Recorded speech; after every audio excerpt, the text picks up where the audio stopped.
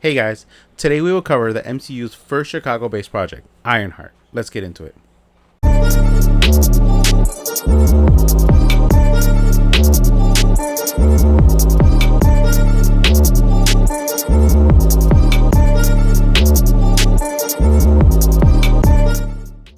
What is up, everybody? Welcome back to Till the End of the Line podcast. Your favorite nerds here again. I'm your boy Juan G, and that guy right there, Kikati? That's right. And today we're excited because we're going to talk about Chicago's own Ironheart.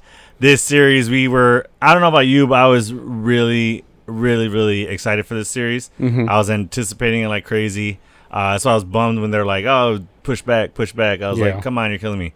But yeah, we finally got it, and man, was it a good one. Absolutely. It had a big thing to happen to the MCU at the end of the series, something that fans have been speculating and theorizing and hoping would happen. We finally had it happen in the MCU, so we are going to talk about that 100% for sure. And we also will be joined by a very special guest today.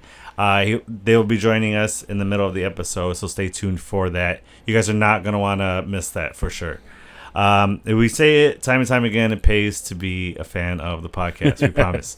But before we dive into that, let's talk about some nerd news. Hey, yo.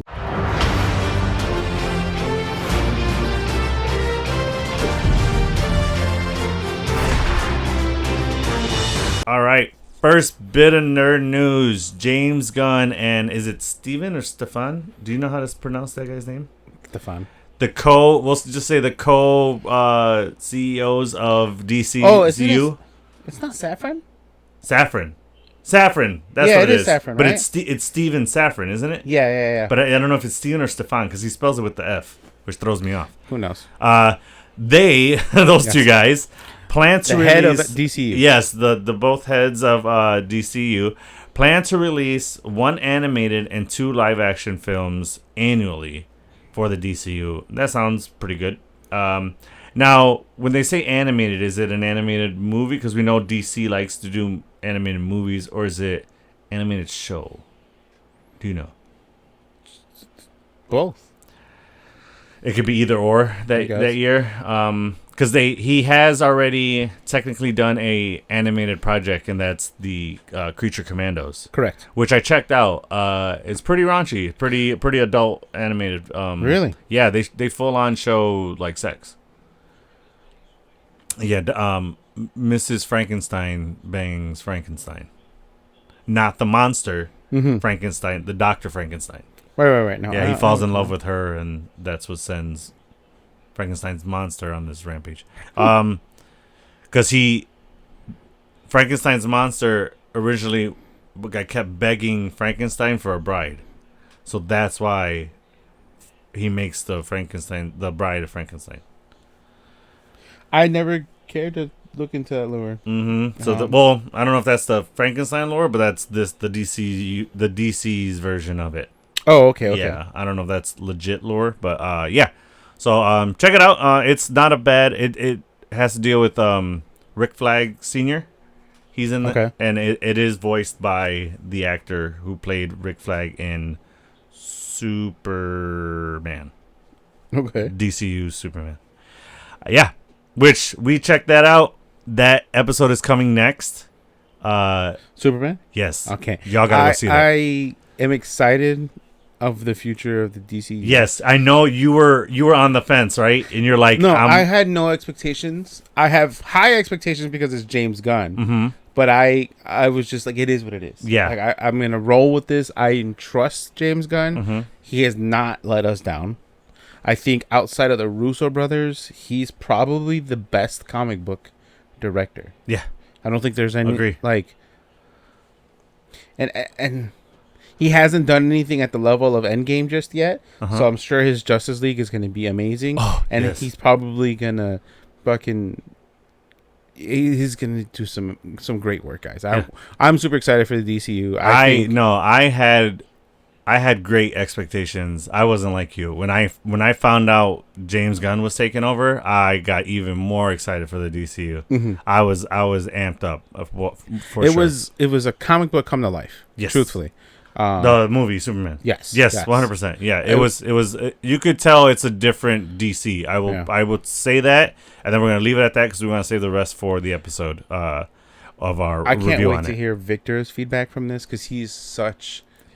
Superman is his guy. Yeah, but the humanity that this character shows, that speech he gives to Lex, it just. But yeah, like I said, let's save it. Let's save it for the episode. Good. It was really good, guys. It was really good. I loved it. You guys got to go see that, and then our review is coming. Yeah, but speaking of great directors, oh yes, James Gunn has spoken to Ryan Coogler about a DC project.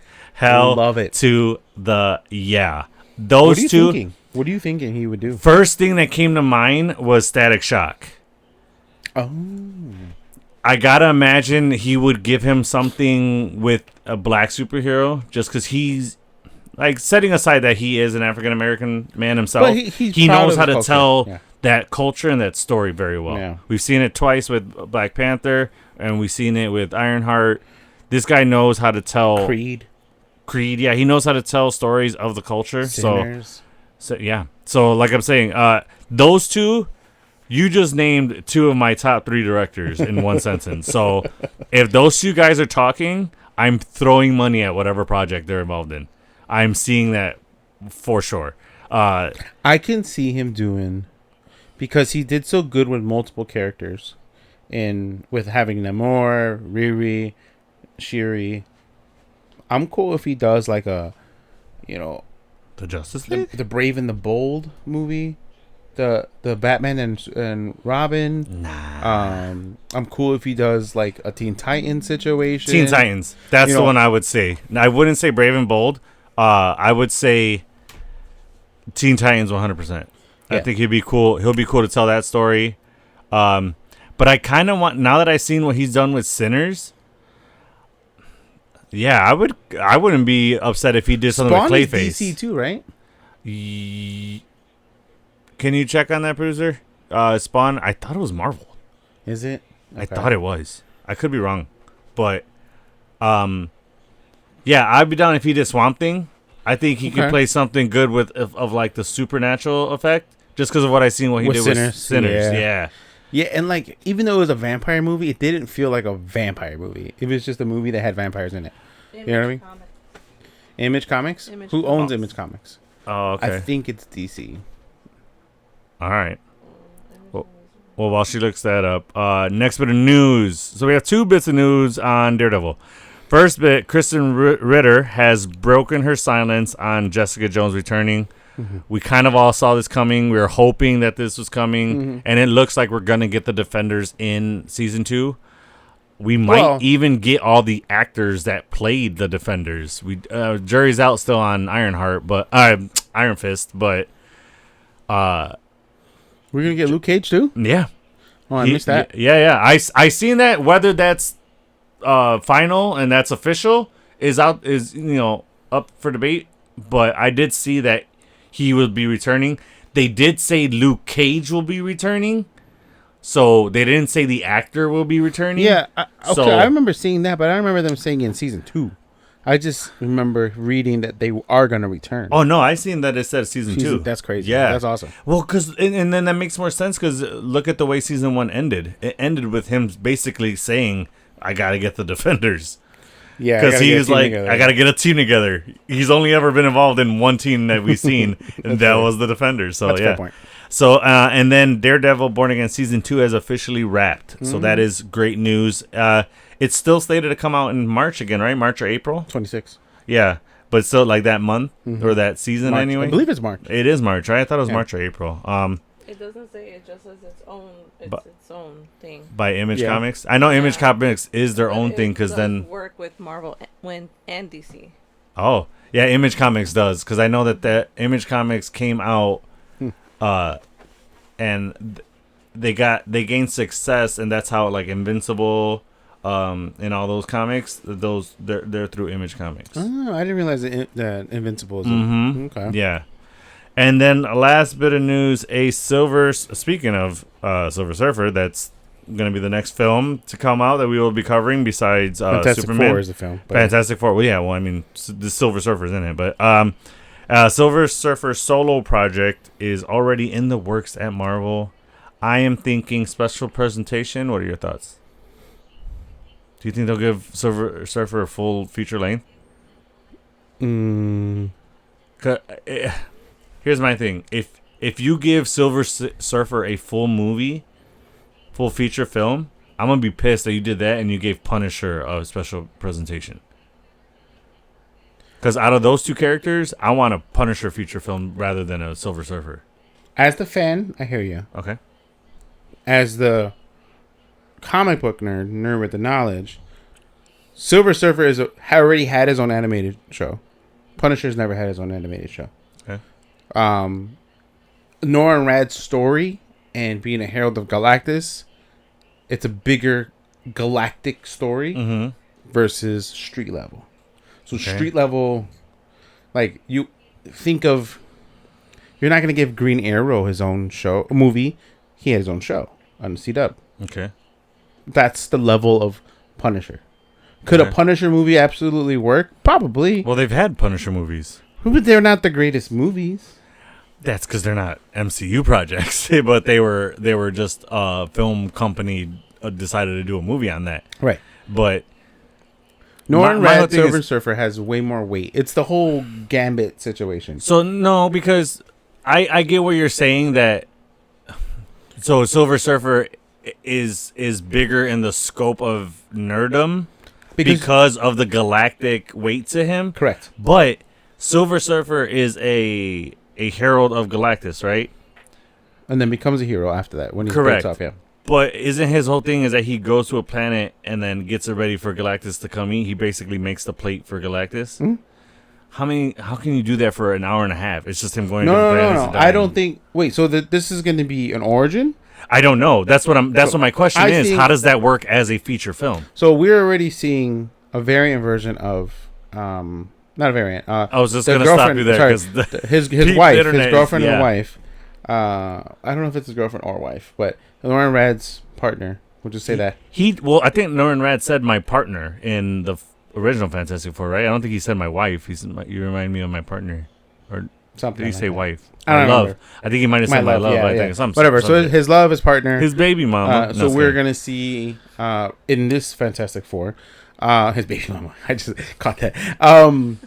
His silver shouty. No, I'll stop. No. I'll stop. Oh my god. I'm out. His shiny baby boot. No, okay. All right, go ahead. Yeah. So I mean, so do they spark with friction? I would imagine, right? or do they just melt together? Because you know how he goes into like the board. They just go, and then there's just a big blob on, like if you spill silver paint. Oh man, Regs would be so happy of us. That's kind of like Star Trek. What is it? Is it Star Trek? No, this is like the show that we watch. Oh, the Orville. So there is a gelatinous alien on it where he's literally he looks like a giant loogie just rolling around, right? Okay. And he mated with a human being, and what he did was he just covered her up to her neck, and it's just like just sloshing around her, basically. And she's getting full pleasure from it? Yeah, I would imagine he's going places us humans can't reach. That's but crazy. yeah. So yeah, but is that what you're saying? His mind is racing. I'm sure Regs would have a field day with the sentence I just Anyways, said. Silver Surfer. Are you saying that's what they would be like? I don't think they would turn gelatinous. But all right. Silver Surfer property. So I think it would be the story of him being the hero. So he's broken free from his after Galactus. Correct. Breaking free from being a Herald of Galactus, still having the power of Cosmic. You can bring. He's interacted with the Guardians of the Galaxy. He's interacted with Captain Marvel. Okay. He's interacted with. So first things first. Are you saying it'll be a Norrin Rad movie or let's just say project because we don't know what it is. Right. Do you think it'll be following Norrin Rad or what's her name? The Silver Surfer, the woman. I forget. But something Bo, right? Something Bo is in there. I think it'll be a Norrin Rad story. Okay. And he can interact with the Shi'ar, and that can be the connection with, because the Shi'ar are the people that took and healed Professor X. Yes. So that can be Sheila. Yeah, That's what there I it know. is. Something. So there's many ways that his galactic presence can tie into the future. So of the you're MCU. saying it'll work in the way that a Gambit film will work, where it can't just be about the Silver Surfer. Absolutely. Okay, Yes, correct. fair Versus point. the I understand Punisher, that I would love to see the Punisher on a silver screen. I just don't see it happening Mm-hmm. because he's too brutal. They haven't really put out too much of it. Like it's just because it's the Disney owned. You don't think he'll go feature film rated R? I don't know, dude. I think that might change when Blade comes out. Because weren't they planning on making Blade rated R? Yeah. Look, but I think it has to happen first with the high level hero, and it has to be because like Deadpool and Wolverine worked. Ryan Reynolds, his That's because mastermind. it's Deadpool, so that's the big name. He already had success with the first two films, so that made sense why it had to be rated R. No, but I'm not saying that Punisher can't be that in the future. You know what I mean? But how long is John Berthel going to be able to play that role? How much time does he have until that? I would rather capitalize on Punisher now. Why do you say that? He's not that old. He's not that young either. Yeah, but Punisher never was a young character. He was always at the minimum late 30s, right? Right. But I'm saying we still have how many more years until the whole MCU gets rebooted? You know what I mean? So and the focal point is gonna be the mutants, not Punisher. Fair. You know what I mean? Yeah, So, I guess that's a good point. They're gonna start I'd shifting rather focus them on the heroes. put the production money into bigger name and recreating this MCU. Bringing back another Iron Man. It's just. I'm just a huge fan of Bernthal playing Punisher. I want to see him more. I agree. More I still haven't seen Accountant 2. I really want to watch it. It's good. Minute. Everyone says it's freaking good. Yeah, it's a really good film. But moving forward. Yeah, but that is going to be it for nerd news. I'm telling you, sometimes we got to reel it in because just nerd news, we love it. Keep these bad boys on. We love it. I kind of like the way I look in them. I do not with the little. Yeah, so that's gonna do it for nerd news. Please, guys, share us, please, to get our word out, get the word out on us. But don't forget to like, subscribe, and share, and click the notification bell to stay up with the latest in nerd news. On to the topic at hand. Cannot wait to talk Ironheart. I love this. Such a good show. Project did not fail to meet my expectations. I was very excited for this. Had to wait a very long time. It was worth the wait.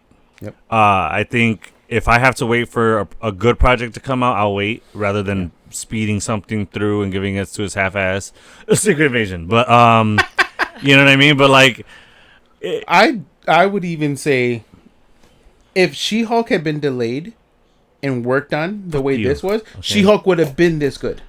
Okay, in your opinion, I don't see anything wrong with She-Hulk, but in your opinion, okay. There are people on my side. There are people on your side. Titania was a waste of Titania was a bit. It was only ever meant to be a bit. It was Blonsky, like, why the fuck is this person still here? Didn't need to be in it. You know what I mean? Emil, beg to differ on that one, just because that ties in Bruce and that ties in her legality side, because he was looking to get on appeal. He had made amends, all that BS. It forwarded, not even forwarded. I would beg to say it gave an end to that character of Abomination, because we saw a little tiny bit in Shang-Chi, and then that was it. So it was a nice way to just get Abomination out of the conversation. Fair. And like this part, you probably gonna be controversial. You might punch me. A hot topic, or was it? What is it? Hot take. Go ahead. As much as I love the interaction of Daredevil and She-Hulk. If you say Daredevil shouldn't have been in the show, was it needed for the story? I'm gonna punch the shit. You're right. I am gonna punch. Was it needed? Yeah. Was it needed? Could it have been replaced? No, man. I think it was. I honestly think it was. Did I enjoy it? Absolutely fucking. Yeah, it was my favorite episode. But I think it did because who else are you gonna bring in besides Bruce? Who else can you tie in? You even said it yourself. She-Hulk, she's been around the block. So who else are you gonna? Hoochie mama. Yeah. So we're not afraid to say Daredevil's a big ass hoe too. Oh, so, yeah, him, Tony, all of them. Yeah, big hoe bags. But who else are they gonna bring into that to tie in other people from the MCU? Anybody else? Who? Name them. Anyone like I would rather them had tied in the TVA of some point, because she had gone and she was a lawyer for the TVA for like the Galactic whatever here. Oh yeah, yeah. Like there's so many. I would have rather them have done that and then the TVA. That would have been a mid-season lull episode, because there's nothing exciting that she can do there. We had a cool ass interaction between her and I also think it's needed because they hook up in the comics. Yeah. So like, why not? And she hooks up with everybody else too. But like, that's my point that I'm getting at. Like, who else are you gonna bring in? Name another hero that was the perfect banged. opportunity to bring him in because they banged. Yes. And it was also a good way to set up that he's coming back as Daredevil Born Again. Oh, I agree, because we had just seen him in No Way Home or Far From Home. No Way Home is right. No Way Far Home, From Home is Mysterio. Yeah. Oh yeah. Mm-hmm. But Yeah. they could have brought somebody else and then started a new Character kind of story. Because we Wonder knew... Man. Yeah. Does she bang Wonder Man? I don't probably. Don't do that to my girl. All right, don't do that. We know she's Tatiana, I love you as an actress. She's- I'm not picking on you. I'm picking on. No, She-Hulk, you say okay? She-Hulk. Yeah, we're not talking about her private life. We know she's very sexual and in her bag that way, but don't just start name dropping. Perfect. Like that's Wonder Man would have been perfect because he's on the West Coast. He's part of the West Coast Avengers. Okay, You know what I mean? that I get. She was in New York, and that would have been her tie to go to the West Coast. The same way she did when. You say Avengers? Yeah, West Coast Avengers. Oh. Yeah, the West Coast, because Wonder Man is part of the West Coast. When was she Avengers. tied to New York? Who? She-Hulk. You said she was in New York. That's Daredevil that was in New York. He was out there. But he flew to the West Coast. To the West Coast. Yeah. You said she was in New York, and that would be a good way to tie her to the West right, Coast. backwards. Yeah. So okay. Yeah. Yeah, he went there because his person that makes all the suits. Yeah, it was in the West Coast. Right. Yeah, I don't see anything wrong with Daredevil. Not like I didn't say anything was wrong with it. No, but you were like, it wasn't needed. Somebody else. Diamond Hard disagree. Diamond Hard no. Ding ding ding. Let's go. Yeah, I know, right? No, you can have that. You can have that opinion. That's perfectly fine. I get what you're saying. That it wasn't. I get the point you're trying to make. Is it was kind of clickbait. Absolutely. Yeah, and I 100. I'm not disagreeing on that. I clicked the bait. I was with it. Yeah, I'm clicking. I broke the button how hard I was clicking that episode. But no, I get what you're saying. I just say that it was needed as for multiple reasons. Is like to tie her to other characters in the MCU, to tie her to another name that's known, to kind of give her validity, and I hear you that you said it's needed. Born Again. I don't know if it was needed, but it absolutely worked. Mm-hmm. There was no flaws in that happening. Yeah. I think it was perfect. Okay. But wasn't necessarily, in my opinion, not necessarily needed. However, my main point was that I think had it been stalled and taken more time, She-Hulk could have been better. And that's probably true with any project that you talk about. I mean, I don't think it has to necessarily be a project that you're not a fan of. Mm-hmm. Any time that you take more time and have more chance to dissect something, you can make it better for sure. Let's get into this episode, this series. So we're doing what? Stone ratings when? Now or at the end? This is a series, so we're gonna do it at the end. The films we like to do in the beginning. First thoughts about the project. Just generalized thoughts. Don't get into specifics. I dig the 3 episodes. I wasn't mad at it. I wanted it all at once. Pause. But I wasn't upset at giving me 3 episodes. Wait a week. Right. That's my max. You make me wait a fucking like Stranger Things is gonna piss me the fuck off because they're doing literally dropping it on holidays. Yeah. It's Thanksgiving. I gotta wait a month for Christmas, and then fair enough. The final part is gonna be New Year's, so I just gotta wait like 5 days or whatever. But what the fuck? Yeah, give me a week to dissect and catch up and nerd out, be able to rewatch. Right. And I wasn't mad at that. I liked it. I really did too. And even if it is like an 8 episode thing, then 3 weeks, 3 episodes, the final 2 episodes. I'm game for it. Or just 4 and 4. I'm okay 4 and 4. I think 4 and 4 for us is harder to cover. No, yeah. But if it's I think 4 and 4 works if it's half-hour episodes. But if you're giving me 45 plus minutes, then do your 3-3-2. Right. Yeah, but again, ultimately, what's the guy that's in charge of Marvel Television? Baumgartner or something like that. Right. I'm not mad at you dropping it like that. No. I get the why they did it. What's the why? Because I don't know. Because they had Thunderbolts come out, and then they have. Okay. You know what I mean? So they're like timing of. They didn't want an episode dropping when Fantastic Four was coming out. Okay. And that made sense. All right. You know what I mean? So, but yeah, I was game for it. It worked. It was awesome. But explain the logic on that. What? Because we go watch a movie in theaters for 3 hours, we can't come home and watch Ironheart? Like, what the hell? We can't. We can. We will. The casual watcher, they're like, oh, only has the bandwidth of going to see a movie and they can't watch anything else that day? They'll forget about it. The attention span of these younger generation, and even some of our generation, it blows my mind how much they're so quick. Fair, but talk to anybody born after, we'll say 2000. Mm-hmm. Ask them if they have a cable subscription. Check their answer. They don't. Okay. When you go on any of your streaming sites, especially with a project like Ironheart, it's screaming at you when you open up the app.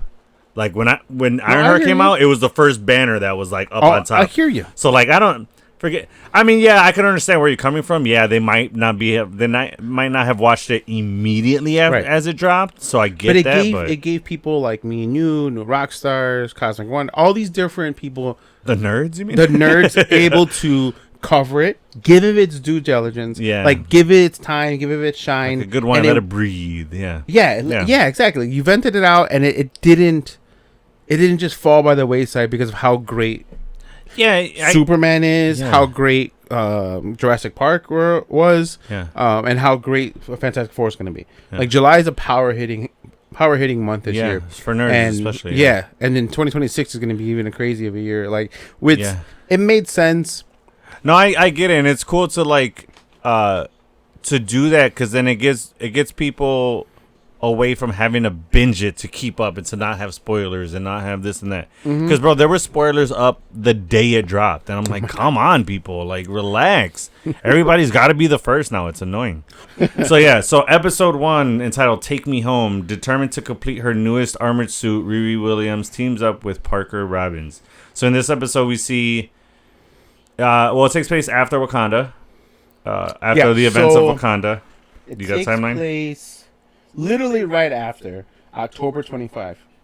October 2025? That's where it kicks off at. Okay, and Wakanda took place when? Earlier that year. Earlier of the year 2025. Okay, so she's back at school. She got a taste of what a fully functioning iron suit can do. Because she only had that makeshift one when Shuri found her. So she's hard to work at that at MIT. And she is part of the program that Tony Stark has in place. I forget what he named it, the something fund, the... September Foundation? I believe that's the name. Yeah, that sounds like it. September Foundation that he introduced in Civil War? Yes. I think that's right. So it was Civil War because that's when the mom stops him backstage and says, "You killed." Do you know this? Yes, that was. Yeah, sorry, never mind. Her son died. Because my mind went to Age of Ultron. I'm like, oh no, she's talking about the events of Age of Ultron. That's right. Yes, because he's a great kid and he decided to do community service work. Humanitarian work. Humanitarian work. So she's back at school and she's working on her own suit, but this series has been heavily stamping that this is how Tony Stark would be if he didn't have his resources, right? Correct. This is a big note in this series, and they're heavy on that, almost sometimes too much. And I'm like, all right, we get it. So she's having to do it a way somebody who's not a billionaire would have to. She's having a side hustle, and she's helping students with their projects for some cash. Yeah. So that she can fund her iron suit. We find out. Yeah. Essentially her Mach 2. Yeah. 3. Yeah. Her Mark Mark 3. Mark 3, because their Wakandan suit would be Mark 2. 2. Yeah. So she's doing that. Which, at what point and what age do you think she'll get that Wakanda suit back? Honestly, I don't know if she will unless they gave... Unless she's Falcon. involved, yeah, but unless he's Captain America, though, you know what I mean? Like and also that leads to my point. He helped them out in Wakanda in Infinity War, so they know they can trust him with that tech. So, but she helped save Wakanda. True, yeah, that's true. She did. But she's also young as hell. Huh? Probably when she gets into the team. That was going to be my champions? point. Is either champions or they'll give her the suit and possibly let her keep it if like she's involved in Avengers or an Avengers level threat and she needs a suit like that. She's like, oh, my suit's not ready. She's like, I got you. It's Okay, incoming, incoming, and it's. But yeah, I don't know, because my feeling is the reason Shuri didn't give it to her is because she's young. So young, absolutely. Yes, absolutely. Yeah, she's like, you wouldn't know what to. Yes. That's why Tony was like almost took the suit back, because he's like, you're not dealing with this how you're supposed to. You're not handling it. That's why I kind of feel like 16 is too early to drive. But anyway, don't tell my 16-year-old self that. I'm telling myself to fuck straight off. Well, I have a 16-year-old. So yeah, they're like, fuck off. But yeah, so then we find out in this episode the school gets wind of this and expels her for plagiarism. Right? Really a bunch of other things, because she had been given, like, they created a whole like curriculum for her. And then the reason they kind of like kept babying her through that is because they made a comment saying that like the real world, the tech world, would have eaten her up alive. Mm-hmm. You know what I mean? And I don't disagree with that.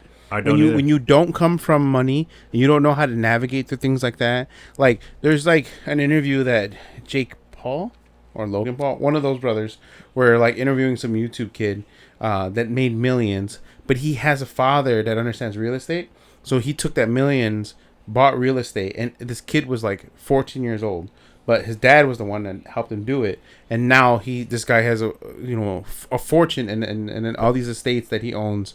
But like when you come from that and you're taught that, because like we're not taught these economic things in public schools, and her being from Chicago is definitely not taught here. Now, is she extremely smart? Did she graduate from she finished high school at 14 and then she finished college at like 20 or something like that. So like that checks out. She's super smart. It makes sense. But they were kind of coddling her a bit. She's genius smart, but the business aspect would have eaten her up. And I think what they mean by that is her inventions and everything would not have been her own legally. They would have taken her stuff and propertied it out, and she would not have gone. Number one, she probably wouldn't be making the money she should, if at all. It's her the intellectual whole Roy property Kroc and the McDonald's brothers, and how he took over the real estate and he went through the back door. And he bought their name, and then now he owns McDonald's Enterprise. Yeah, so like.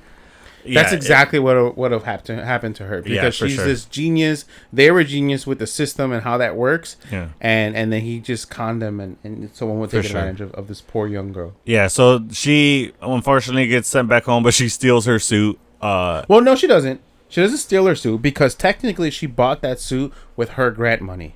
So so it's her suit. So that's why they couldn't take it from her. But the AI system in there. That's why I said she stole it, because the AI system is tied to MIT, and it had, for lack of a better word, I forgot what she calls it, but it's Clippy. For all you all don't know that, but it was Siri for us. It was a little clip guy with eyeballs. It was on the bottom of your screen. Microsoft, and he would help you, or it would help you if you needed help, like doing anything. That's why I say it was like our Siri. But yeah, so then. That was cute to see. That's her little AI in there, but then it shuts off, I guess, when they finally process her out. And that's why she crash lands. And so then she has to go to a junkyard to get parts, which was pretty cool to see, because that's basically how she would do it. She doesn't have Tony Stark's empire of weapons to load up her AI or to load up her suit. So yeah, that was cool to see the real world aspects of how would Tony do it if he didn't have billions. And then there she meets. So upon crash landing here in Chicago, no, she wasn't crashing yet. She was flying over the city. Yeah. Parker Robbins sees her and decides, well, we could use her. Overwhacker, which is dope. I instantly knew where they were. I was like, yeah. And something cool, where she crash lands, we get a shot of a business that you actually deal with and I work with often. So were you not there today or dealing with literally them? This morning? Yes, literally this morning. I was there for helping them with the delivery. That's cool. So it's in the Chatham neighborhood in Chicago. And so when she crash lands and she's carrying all her tech back, she walks down 75th Street in Chatham. So right before you get to MLK Drive. And so she passes KMT, which is like a health clinic, and like what's it called, like vitamins and all that stuff. Shout out to Dr. Caesar, he's awesome. And then as you keep walking, she walks by Lim's barbecue and fire barbecue tips, chicken, all of it. Nice. Fantastic food. And then next time you come from work, bring us some. Dude, the line at Lim's is ridiculous. Oh man, and it's like Carmen over there, she's the owner, but do they she's move a little fast? Old school. They do, okay. But it's just it's so popular. Yeah, like you never go and there's never not a line. Damn it. Yeah. All right. So then she walks by Brown Sugar Bakery, which is the bakery that I work with, and then across the street is Sim's Cleaners, and then kitty corner to that is the barbershop that's right on the corner. Nice. So that whole area, I'm working on a corridor, Grant, in that I know the area so well. I know all those owners. You told me, you're like, yo, they're in the episode. I didn't catch it at first. I seen it, but I was like, oh, that's actually that place. I didn't. Well, shit, you did deliveries for them. Yeah, I worked with them too. It didn't register that was that place. I was like, have you talked to them? Yeah, they know. I talked to the I manager. Think you Mimi called right after you saw the episode, right? Yeah. I was like, hey, I was like, Mimi, you guys are, and she's like, yeah. She's like, I don't remember it being filmed. She's like, but one of my friends just told me the same thing. She's like, you're like the third person to tell me about this today. I was like, yeah, you guys are in it. Like, it looks like it's B-roll footage anyway, so that they probably didn't have like things set up on the street for them to do that. It was probably like a small camera crew, like a van pulled up and then just caught B-roll. That's fair. You know what I'm saying? But yeah. So then that episode is her basically coming home, you know, her trying to fix her suit, and then she gets an offer from this crew. Right. Well, when she comes home, her mom greets her and knows that she got well, yeah, their parents called. Your daughter's been. So did you catch? So when she's like, she grabs her necklace, she taps it, everything starts building on her, and there's a janitor in the back, and he takes a picture.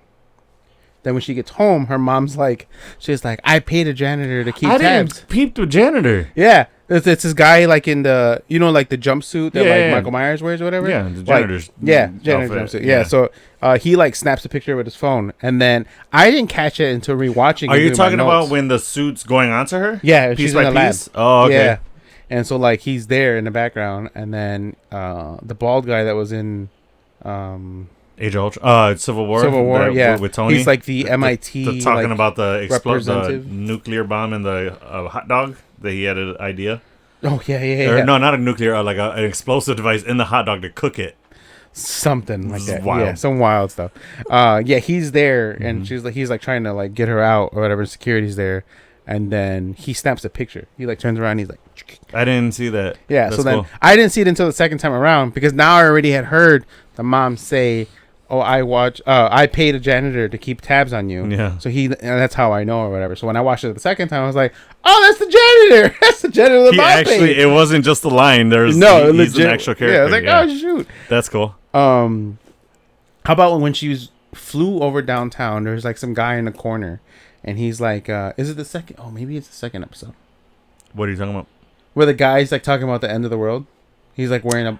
Oh, no, that's the first episode. Yeah, right? He's like, Thanos was right, or whatever. Oh, yeah. Isn't that's a huge shout out to Chicagoans. That guy that used to stand in front of... the Bible dude? Yeah, the world's ending, like you're all going to hell. I always heard that guy because he would... Which is now Primark, but... Yeah, he would post up, and he was like a block away from our school. So I had to listen to that dude every time I had class, bro. Yeah, he's on like, State in Washington. State in Washington, where the he was legit. Like, he had an amp and a microphone. He was yelling. And he was going. I didn't make that connection that was like a nod to that dude. That's how I took it. That's a fair point. Because there's multiple. There's a lot of people. Yeah, but like stuff. everyone knows that guy. Yeah. That's true. I haven't seen it in a while. So I think he did pass away. Oh, Yeah. well, hopefully he met who he was preaching about. I'm sure he did. Yeah. So so then that's the episode. She gets back and kind of gets wrapped up with this team. And then episode 2 is Will the Real Natalie Please Stand Up? So, before we dive into this episode, this is the Ironheart comic. It was one of the first ones that I started purchasing when I started my collection here.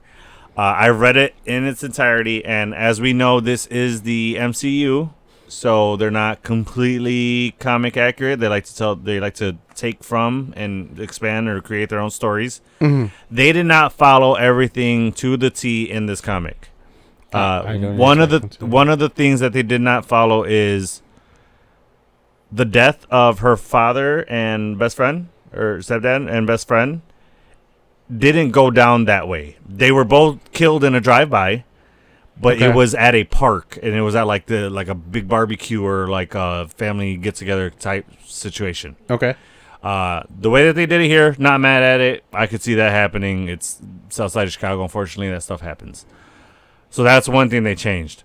One thing that we had speculated, and I don't know if you remember this, but I had said I hope that they had RDJ come in and be her AI. Do you remember that? Yes. So in this comic, when she's making her suit, Tony Stark has passed, and he sends Riri his consciousness in an AI. So it's literally Tony Stark in an AI form, and that's what she uses in her suit. So when they were talking in this episode, she's like, I need an AI. I'm trying to do an AI. I'm like, oh man. Oh, you thought it was Tony? I was like, Tony, please. And then we've already seen RDJ promoting the hell out of this, which there's speculation that he got paid $1 million just to promote. I don't know if that's true or not. That might just be the internet being the internet. After finishing the season, I know why he promoted it. The man just got bags for Doomsday. I don't think he's like, I need $1 million to promote this. You know what I mean? Right. Like, I don't see that. Well, no, there's a reason why him as Doom promotes it. What do you mean? Because Mephisto's in it.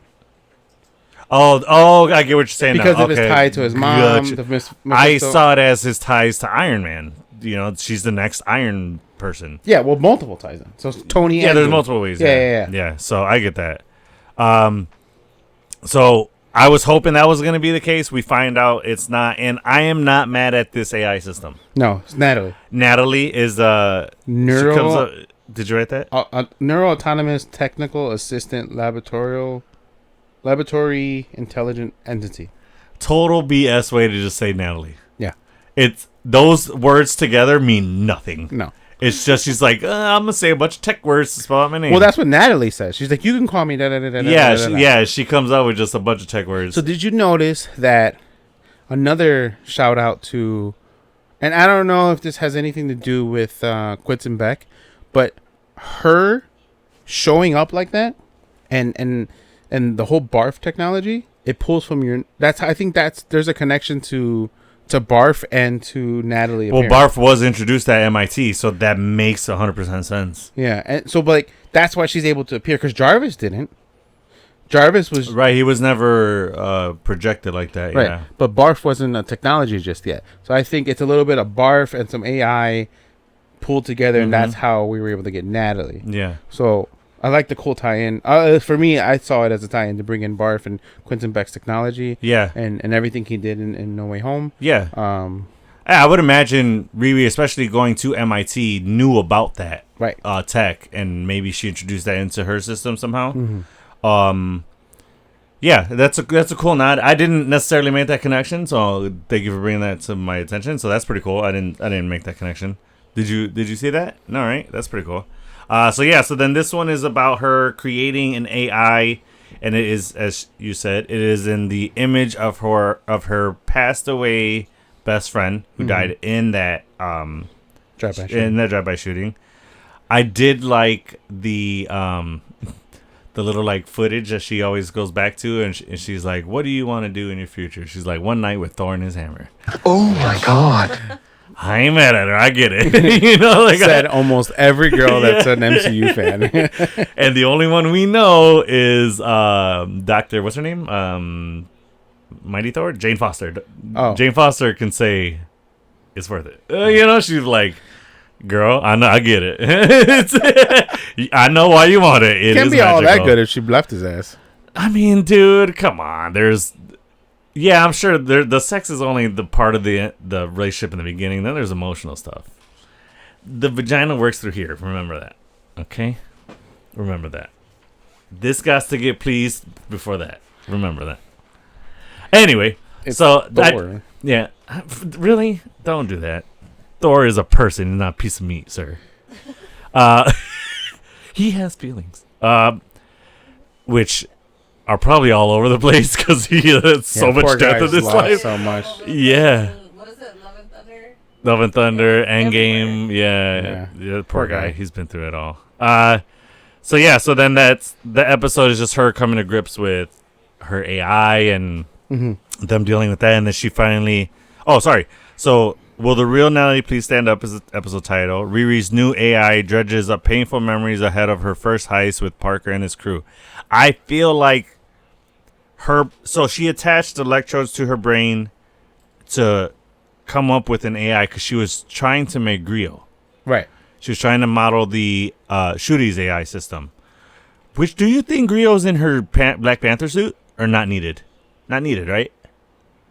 I would imagine because it's Wakandan tech, it's there. If Griot's she in her needed beads it. already, right? So she wouldn't necessarily need it in the suit. Wait, who? Griot. In whose suit? In Shuri's Black Panther suit. Oh, it's in her ear always. Right, because Griot's in the beads, right? So it's not needed in the suit, right? It's Right, unnecessary. correct. Okay, fair enough. So my theory on why it's Natalie is they kind of touched on it with her mom, is that her mom can never get her to open up and talk about it, and I so first of all, we got to give it up to the writing in this. This is how you write a good show, and this is how they should adopt writing for Marvel television shows. Because it modeled WandaVision,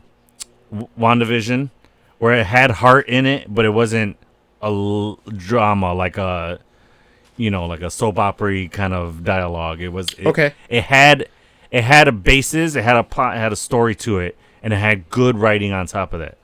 So this one, it has to deal with grief. It has to deal with, coming of age story kind of. And really like knowing who you are and not. It has to deal with like idolism a little bit of like, I'm not this person. It was kind of, I got kind of notes of Captain America of Sam Wilson, like I'm not Steve Rogers and I don't deserve the mantle, that kind of thing. But my thinking is that when she had put it up to her, when she connected to the electrodes to her brain, the computer or whatever made it Natalie to help Riri grieve. Oh yeah. Do you agree or disagree? Yeah, absolutely. Yeah? So I think that was her therapy that she needed. It was, and that actually kind of lines up with your barf theory, because Tony looked at the last time he saw his parents alive. That's dealing with grief. So that actually adds more weight to your theory. It's not a theory. That's definitely barf technology. It definitely is, but whether it is that exact technology is up for or debate. a version of it, right? Yeah, it's definitely modeled at that at the very least. So and I think for me, seeing all that, it just wraps in what being a Chicagoan is. So prideful, family driven, having to have this facade of being tough because you're from Chicago, and that's what Riri is. Riri's just this tough kid that doesn't really come from much, and she's a super genius. She's navigating all of this, and she wants to do good. Mm-hmm. And unfortunately, through this whole story, we do see her make bad decisions to do the right thing. Unfortunately, this girl's making all the wrong steps, man. Unfortunately, but I enjoyed it because it plays to her age. Yeah. Nobody has it figured out at that age, man. You know how many mistakes I made? I don't care how much of a genius you are. Yeah. You just don't just certain things that come with age and maturity and wisdom is in my I heard this a long time ago. I'm not sure where, but wisdom is just knowledge gained too late. Okay, I like that. Yeah, because like you can have all in like knowledge. You can be very knowledgeable, yeah. but like wisdom is like because I lived through that. Yeah, you got the battle scars. There's another one that's very similar to that. Is youth is wasted on the young. Like it's kind of like. Like the things you could do, knowing what wisdom and youth will never go hand in hand. Absolutely not. So it's to have wisdom at a young age would be amazing. Right. But yeah, this character screams Southside, and I love that. Oh, absolutely. She screams. Dominique Thorne. I don't know where she's from, but this girl nailed let's find out. A Southside Chicagoan woman. So that's episode 2. It's her dealing with. They go to their first heist. She uses. Hey, I like the way that they did her suit, where so Tony Stark's suit literally he fits like a glove in his suit, right? Mm-hmm.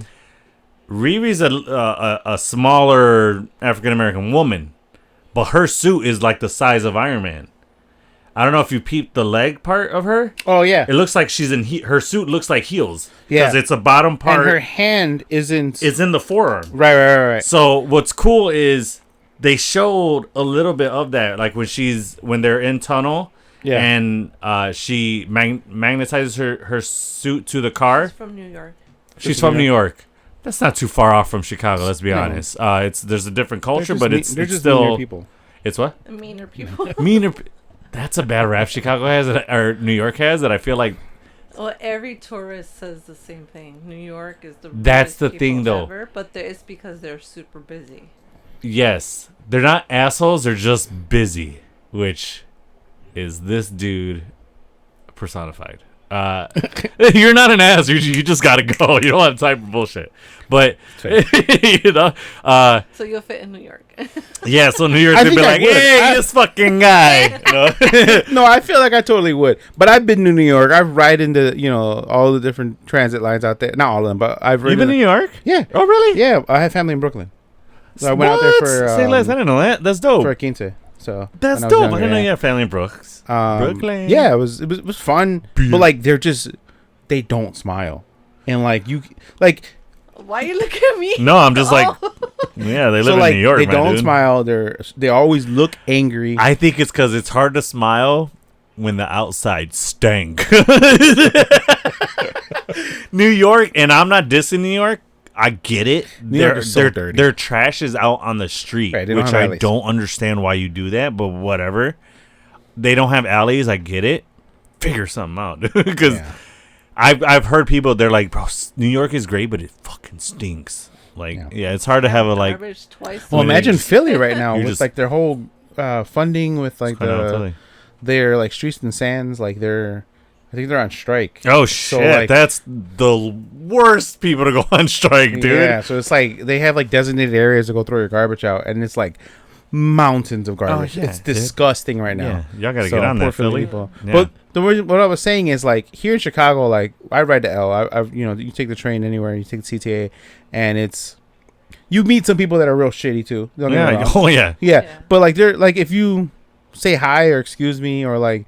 You just smile and nod. Like they'll smile and nod back. You don't get that shit in New York. We're more personable here in Chicago. Yeah, it's not, and their pizza ain't that great. All right, hot take, dudes. There's some people will stab you for that sentence. Go ahead, bring it. And I'm not saying Chicago pizza is deep dish pizza. It's not. No. And here's the only thing I will say: people correlate us to deep dish, and I fucking hate that. But when you go toe to toe. New York pizza for Chicago, like if you're Chicago style pan pizza. No, but see, that's my thing. People don't. When people hear Chicago pizza, they only think deep dish. Yeah. So if you're going, what they're known for, because I guarantee you, New York doesn't only have New York sliced pizza. No.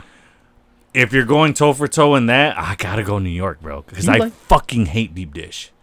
I don't want a block of cheese. If you go with the stereotype. Yeah, I don't want a block of cheese with bread on the outside. I don't like that. It's gross. I'm not a big fan. And I hate that people think that's all we eat. When I order Giordano's, I get pan pizza. I don't get. Yeah. Yeah. I don't like it. We don't like it. It's Well, I'm something not you saying I guys don't think like we it. do. I like it, but it's just not my dude. go-to. You know, if I have someone from the family like out of town coming to visit and they want Giordano's, I'll go eat it. But like, fuck that, dude. I don't go out of my way. I pass like 3 Giordano's on. I will eat a salad before I eat deep dish. I'll be the one dude at a pizzeria with a salad. I don't care. I'm not eating deep dish. Anyway, that's crazy. Yeah. Episode 3. Oh, do you have anything else on episode 2? Well, episode 2, that's when we meet all of the Hood's team. Yeah. So we meet cousin John, who the wife was liking a little too much. Oh, yeah? Okay. Yeah. Interesting. All right. Which I wasn't mad. I had Riri to look at. I had and the other Sib. So I was like, all right, you can go ahead. So Roz is the one you're talking about, right? Roz, yes. Yes. So her name is Shakira. Shakira. Yeah. Do her hips lie too, or don't lie too? All right. I don't know. I know them fists don't. Yeah, don't fist don't lie. Yo, that's one Latina you don't want to mess with. So you might know. Maybe not. So first, the other Officer Sib I have seen before. I will say the other Sib, the other sibling, I have seen that person before. Roz is in Ahsoka. Yeah, episode 1. She's the first Officer Jensen. Or something? Yeah, I saw that credit and I was like, "What did that person play?" But yeah, she plays Yolanda in Glow, the series. Stop it! I seen Glow. Yeah. That's probably where I know her from. Then she's in Sprung. She plays Gloria. Okay, I know I've seen that. Then Glow is probably where I recognize her because I know I've seen her before. But all right, I'm trying to see anything else. Nothing really. We'll run through the rest of the team real quick. All right, so we got cousin John. Then we got the blood siblings. Used to be the blood brothers. But now they call them the siblings. Is blood brothers in the comics? Yes, and yeah, correct. Okay.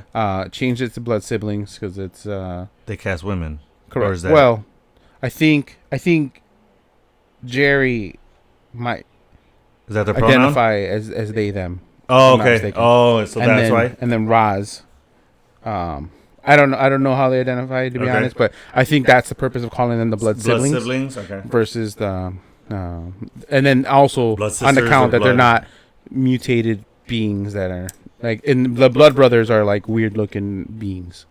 They're not they're not human looking at all. Are they more morph looking? Yeah. Okay, fair point. All right. Almost like mini things kind of thing. All right. So blood siblings and then Clown, which is the pyrotechnic and like the she can like hack locks and all that fun stuff. I like that. She's pretty cool. That character. Slug, who is the hacker and drag queen, who is part of RuPaul's. Yep. Mm-hmm. And she is a Chicago, or they are a Chicago native. Yeah. And then Rampage, who doesn't make it much longer into the series. But my boy Eric Andre was in it. Yeah, shout out Eric Andre. I love that dude. And then final member is Parker, which is the Hood. Yeah. Mm-hmm. So that is the team, the heist team that Riri unfortunately gets involved in. Yep. So they do their first heist, and that's tunnel, which apparently they're using old underground subway tunnels or something, or like freight tunnels, something like that. Mm-hmm. That they were outfitting to be a new tunnel system for cars to go under and be automatically piloted. Yeah, so it's actually platforms. A private tunnel system for the rich, essentially. Yeah. Well, that's how it all starts. Yeah. Yeah. And so, I guess as Chicago natives, you guys know that Chicago has an underground train system, and apparently it's. Which I didn't know this. Have you seen the fake TikTok where they talk about how like what the green line is? Dude, I will pay money to find out if a tourist came here and thought that was our system. Man, they were using like those like Amtrak luxury freaking long freight or long trail lines, like that shit was hilarious. Minor note that I forgot to mention about Slug has a tie to Madripoor. Yeah, that was kind of an interesting plug, which ties in Winter Soldier series, Sharon Carter, Falcon and Winter Soldier, and X-Men. Like so. Oh, Madripoor is big in X-Men, right? Yeah, a lot of mutants there. Yep. Yeah. Let's see what else. That's pretty much it. They pull off a heist, so it looks like this team's. Oh, we also after, find out that money. she sold her Barracuda, the car. Oh, the one that Shuri gives her finds. I thought. No, rebuilt it. That's right. She did because it exploded on the. That's right. It exploded. She rebuilt it and then gifted it to her, and then she sold it for money to make her suit. Correct. Yeah. So we see that make appearance again, and then they make they do that heist, and we find out that before the heist, she gets invited to be part of the team. So Yeah, like she's right, but John comes to see her because she's buying parts. Yeah, at the junkyard. Right. Yeah. And then she gives the card, and he gives her a card, and it's the card to the pizza joint. Mm-hmm. And then the whole elevator test. Yeah. We skipped that. Oh, that's right. I skipped the elevator test. I didn't think it was that big of a part. But we got to talk about the pizzeria. It's called Desperitos, yeah. Desperitos. I like that. Yeah, that's pretty cool. That's pretty dope. Mephisto hangs out in there. Because it's not an actual pizzeria. It's like we'll call it a failed business that looks like that's vacant. Right. And that's the headquarters of the Hood and his gang. So then they do a heist, and we find out that the Hood isn't necessarily like, they're not like thieves. They're more like he's got a master plan where he's trying to get become the CEO of like different like companies and make his riches that way. So they have 3 planned heists. Tunnel's the first one, and then what's the second one? Tunnel, and then they go to do the botanist one. Oh, right. And then his father, we don't know it's his father's, but we find out. Yeah, and then we find out there's a final heist, and that comes into play later. So then episode 3, we in danger, girl.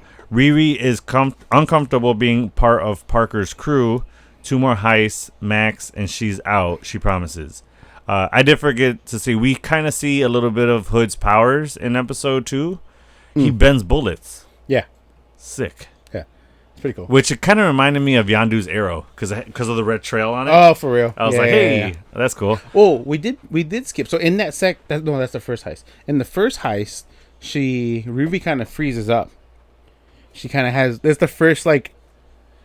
Oh no! She froze up because the cop had the gun on her, and it wasn't her that froze. It was the AI. No, I think she froze too. No, she was having No, it was Natalie, bro. Natalie froze, and then she started like. So she goes, Nat, like, close the helmet, and that's where she's like trying to call the officer that finds her when they come out of the sewer, the tunnel. Mm-hmm. She doesn't freeze. She freezes. She has a panic attack later, but she doesn't freeze in that moment. And the only thing that happened in the tunnel was Natalie popped up and scared her, and then she dropped the drive. Oh, that's right. Yeah. But it was Natalie that literally the AI like froze because she saw the cop with the gun, and I think that sparked like the AI's memory of when she got shot. Yeah. So that was a key moment because that comes into play later. I'm glad you brought that up. Yeah. So in this one, she's kind of trying to start to see that there's something sus about him. Mm-hmm. And that she's not really down to be doing what the whole like cop thing is kind of like what triggered her. Yeah, because I don't think had that not happened, I don't think she would have at least caught on to Hood's mischievous ways or found out or seen something sus about him that quickly. So that happens, and then she starts battling with what to do, and the AI telling her like, "Yo, you got to get out. You cannot do this. We cannot be involved with Parker." And then she said that the AI said that she read something about Parker in the tunnel that she couldn't identify. She couldn't remember. Natalie was talking to Riri about that. She goes, I read something in that tunnel. She goes that I could not quantify. She goes, I don't know what it was, but there's something around Parker. Oh, she's talking about the cloak. Yeah, the cloak. So then. Is episode 3 when they go to the candy shop, or is that that's episode 4, isn't it? Okay. Yeah. Well, episode 3, Riri goes to talk to Joe, which is actually that's right. What's it called? Ezekiel. Yeah. So she's looking for parts for her suit, and she goes on the black market, and then she finds a guy called Joe What is it? Joe. I don't remember his Manastopoulos or something. Yeah, something like that. Yeah. But turns out that Joe is Ezekiel Stane. Stane, which is Obadiah Stane from Iron Man 1, the first guy to try to kill Tony Stark in the long line of men. But and he apparently has this bunker of all this like black market technology. But first, let's talk about the Obadiah thing. That was cool to see a tie into Iron Man. Yeah, a direct tie into Iron Man. Yeah. So that was pretty dope, and it kind of played out the way like Obadiah was dealing with Tony in kind of the same way that Ezekiel was dealing with Riri. Kind of supplying him a little bit or dealing with that world and all that stuff. So that was a cool tie-in. Did not see that coming whatsoever. No. That was a nice little surprise. And a nice little nod to like pay respects to the OG Iron Man. You know what I mean? That was pretty cool. Cool story. So in here she goes to get some biotech from him. And that's what she's trying to get from him. Is that episode 3? I thought that happened later. No, it's episode 3. Is that the one where she... no, because episode 3 is where she just goes to get the tech for her suit so that she's... Oh, yeah. She needed help with something else. Mm-hmm. What was... Oh, the AI. It's for, like, other pieces to her suit to get it, like, beyond just ready. Okay. Because I don't think she went before the heist, right? Well... It was just to keep upgrading her suit. She needed stuff like that. Because it might have been in episode 2 that she goes to meet him. Yeah, at the end. You're right. Yeah. So then episode 3, you might be right, that's when she goes to go get that biotech. Because that's when they find out about the new job. Yeah, because after the police come to her house. Yeah. And then they find out that Rampage is dead. And that's when Natalie and Riri are like, all right, something's not right. We need to figure out what this Parker person's about. And then because the police show up to her apartment and they're like, hey, you had a call, or because she called in the phone log somehow. They had some type of communication via phone, and they were just kind of like doing their investigation. So yes, so that's what it was. So then she goes back. That's where like, all right, we got to figure out what the cloak is. You know, maybe that's the key to stopping Parker. And that's when she goes back to that biomesh, because he shows up to her place and was like, hey, listen, you unlocked something in me. I had this good idea, or a lot of these ideas, because he had apparently never touched any of the tech he bought. Well, he never like put his DNA on anything because he didn't want anything tying to him. So he would not mess with anything. He just acquired all the tech, just I guess in a way to feel close to his dad somehow. Probably it was it was all mental. So emotional, we'll say. Yeah, emotional, we'll say. Yeah, that's better. So yeah, then he starts telling her, oh, you know, I have these ideas that I'm gonna need your help with. And he goes, if you don't, I'm gonna tell your mom how we really know each other. And then she gets blackmailed twice in like a minute. Yeah. By him, and then her AI is like, I want to get out, which is weird. She's like, let's go outside. Which what? You're an AI. Yeah. So that's episode 3. One cool fact that I want to add to there. So he is doing Vinyasa yoga. Parker is Vinyasa yoga, right? Is Vinyasa? Vinyasa. I think it's VENY Vinyasa yoga, and that is there's a lot of breathing stretches, and it's deep, long breaths, holding your breaths, because we know he turns invisible by holding his breath. Oh right, yeah. So I think that's why he's practicing it. But then we see like the scars. We didn't really talk about that just yet, but we don't. You know, John's like tattooing his scars, and like this like.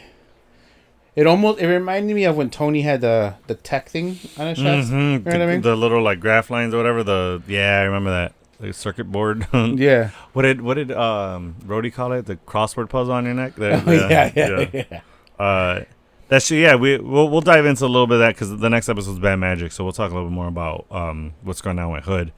But yeah, anything else on episode 3?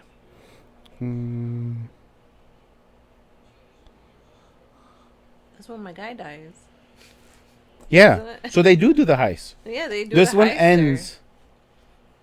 It does end with it ends with the heist, and John. Yes.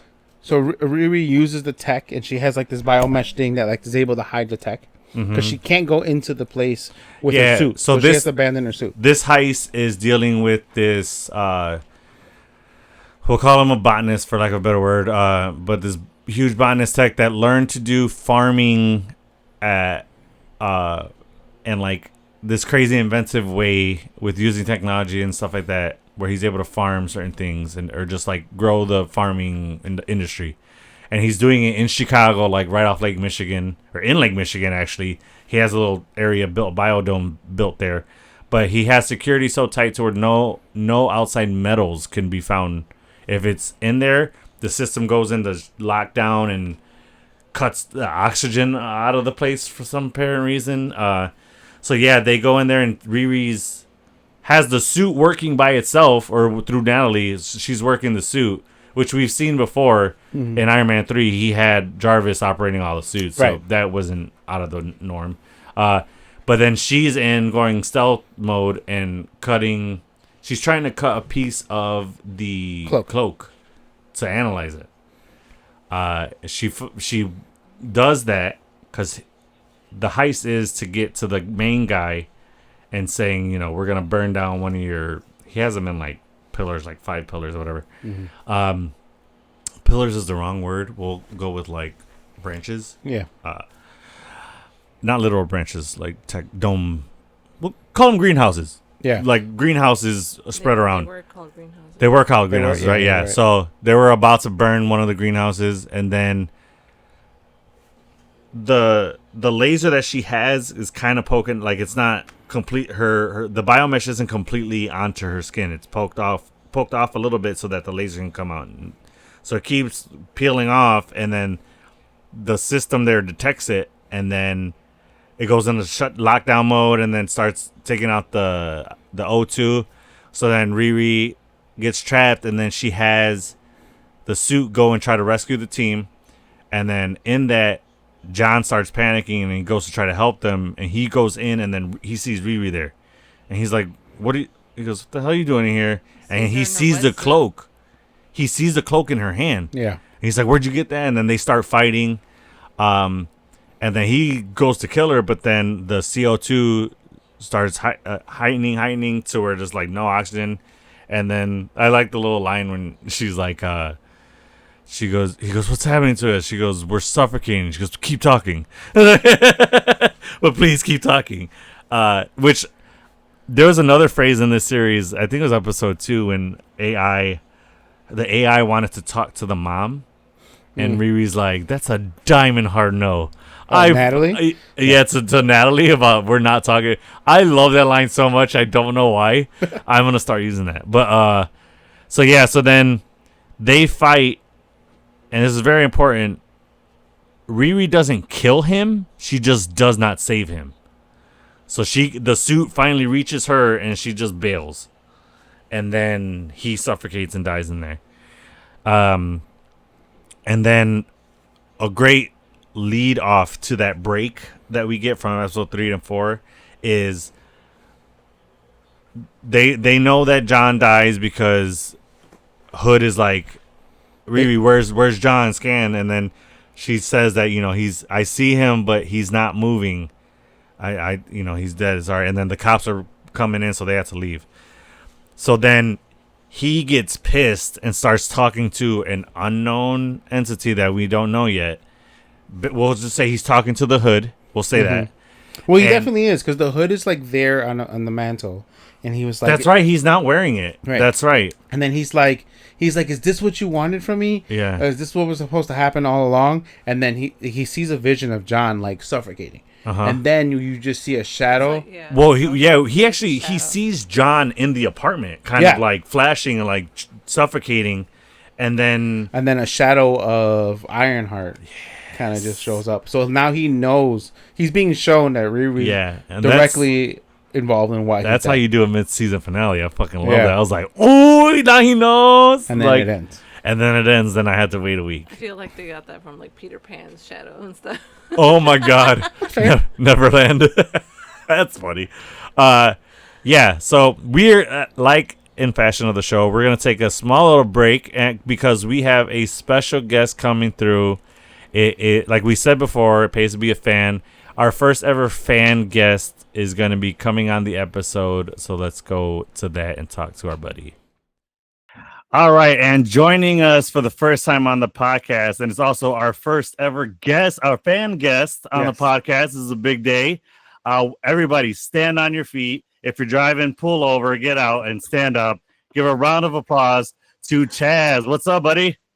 Hey guys, happy to be here. Thanks for having me. No, thank you for coming on. First and foremost, we want to thank you very much for being a fan of the podcast. Your support, your shares, your likes, your comments, it means the world to us, man. So we want to first and foremost thank you for that. I did want to ask, do you remember how you came across our podcast? Drugs. Oh no, just kidding. Oh, nice. Think, Okay. Yeah, kids do drugs, and then you find us. No, dare to be different. Yeah. I think something happened where I had been connected with the Film Addicts podcast, and I think either your profile, one of your profile, I think you only had the one at first, came up, and I believe that's what happened. And then I'm like, oh, these guys have a show, and I'm like, what the fuck? They're from Chicago? How did I not know about this? So nice. Being a Chicagoan myself, I was like, okay, I get into this. So yeah, I can't remember when it was. Seems like forever ago. No, you've been supporting us on a fan for a while. Do you remember, was it Instagram or YouTube? Because I know that they commented on one of our videos on YouTube, and then that's how we became friends with them. They found us. So then, yeah, that's why I was curious. I noticed that you were fans with them, and that's awesome. We love our buddies over at Film Addicts. And that's cool that we could share fans like that. It's pretty awesome. We call them our Big Brother podcast. Yeah, they're our big because they were first. So yeah. But yeah, so that's cool, man. That's awesome. I'm happy to hear that. So tell the audience a little bit about yourself. We had you on this specific episode because you have a special tie to this project that we're talking about today. But let the people know a little bit about yourself. All right. So my name is Chaz Presley. I'm a filmmaker, writer, director, actor, do a lot of stunt work, production crew, action design, and consulting. I worked everywhere, all over the world. Came back to the Chicago area back in just around 2020 and started taking up jobs around here, doing a lot of freelance work, commercial work. And that's what kind of led me back to the area and really wanting to do my storytelling kind of closer back home and connect with people back home that I think would be really, there's so much untapped talent out here that I wanted to showcase and go from there. And then that led me to take up a few big jobs just to keep the skills sharp. I started in 2020 did a job for Universal working on Cocaine Bear. And then that's cool. Yeah. And then led me to, I think it was, I applied for a job, 2021, actually it was 2020, I applied for the job, but it's May 2021, this little production called Wise Guy that ended up being Ironheart. Oh, wow. So it was initially titled Wise Guy. Now, did they did that intentionally? Yeah, to... Always. You're right? They titled it something else, right? Yes, they do. They get cool. Everything all filtered through. If anybody's ever looking to get into the film industry, going to like Backstage, Stage 32, there's a few other links. If you hit me up on Instagram at Chaz Presley, I'll send you all the good stuff. But I love mentoring people and kind of getting them ahead of where I was, avoiding all my mistakes. And a lot of things studios like to do is really they do these secrets. If they put on their Iron Man, TV series, they were going to have so many applicants they can't, get rid of them. Whereas if they just call it Wise Guy and list exactly what they're looking for crew, cast, and all that, you kind of get a peek at that. And then when you start getting the emails in, like, this is a big production, like this is really big, and that's kind of the clue that happens. And I'd say almost thing like Kevin F in charge. Like, wait a minute, like, never. No, I don't think I was copied in his email at all. It's usually there's a recruiting casting company that handles all of that, and then I'd imagine Point of Vista is actually like the name on the checks and all that. So that's kind of how that works. Yeah, because I think if they were to just come out in Ironheart, there'd just be lines of nerds just trying to apply, and you see us there like, we want to work. But yeah, so that's pretty cool, man. That's awesome. So yeah, only here on Silly Online Podcast can you have an insider who's worked on one of them and in the MCU, because technically you can say you've worked on a project that's in the MCU. Yes, indeed. So see, only here, baby, only here at this podcast. Now, yeah, we want to thank you again. That's when we found that out, we damn near like shat our pants. It was like, are you serious? We know somebody that has to deal with the MCU. That's so cool. And I'm like, when I knew that this project was coming out, that was my first thought. I was like, we had to have him on for that episode. So we're really happy that our schedules lined up and you're able to come on. Happy to. So that's pretty cool. That's awesome, man. I'm a bit jealous because that's something I went to school for. I wanted to be in production and film producing in some capacity or something to do with the film industry. Taking classes, I started to see a passion for editing. So I feel like that's where my path would have ended up. But I definitely would have still wanted to be some facet of the production, maybe just wear two hats, but that's pretty cool, man. That's awesome to hear that you found a way to make a living at that, because I know it's not an easy field. It's not an easy profession. So that's much love to you, man. That's pretty cool. And then you have a project coming out. We'll talk a little bit about that later on, but we definitely want to get ears to hear what you got coming out. First and foremost, so Ironheart, man. I know you haven't seen the entire series. You probably already know everything that freaking happened on the show anyway. But initial thoughts on the episodes that you did see. Is it anywhere close to what was going on during production, or tell us a little bit about that? I think, yeah, for the most part, you kind of get a feel for a lot of, once you've been on a few big production sets, it's pretty formulaic, which is good, and a good way. I mean that. I know they did a lot of reshoots in, I believe 2024 and 2025 when was it Ryan Coogler kind of took over the executive producer role, and they did a lot of reshoots, and I'm going to guess that it had to do with the big reveal that they did. That would be if I put any money on anything, that'd be it. Yeah, that makes the most sense too, because I don't think Sasha was tied to the project back then when you were working on it, right? Nope. Yeah, not at all. Yeah, see. Okay, that's pretty cool. Any cool stories that you remember from working, or anything you want to let us know? There was so the story is the White Castles, I think the White Castles was where was it at? The one downtown. I do know that was fake, right? It wasn't a real White Castle. Dude, they failed their health code. Like the health department shut them down like just before they got out there to film. We had scouted it out and everything. Yeah, they were ready. It was going to be filmed in an actual White Castles. Okay, but the health department shut them down, and so they just did the exterior, and everything else they did back in Atlanta. What? Can you tell us what White Castle it was? I'm thinking it was. If I saw the picture of it, I'd remember. I was hoping to get to that episode, by the way. But it was. Be real. I would put money on that every White Castle out there has failed inspection at one point. It's failed the health code, because the bathroom alone is probably a toxic place in that in that establishment. But yeah, I did hear that. So you said they only shot the exterior in front of an actual White Castle? Yes. But the inside was done in Atlanta? Yes. I would imagine in Atlanta. How the fuck do you say that city's name? Atlanta. No, but like where Chicagoans? Yes. Okay. Atlantean. No, that's the people from Atlanta, Georgia. Or not Atlantean. Atlantan. Georgians. This is where Atlantan. It's got to be Atlantan.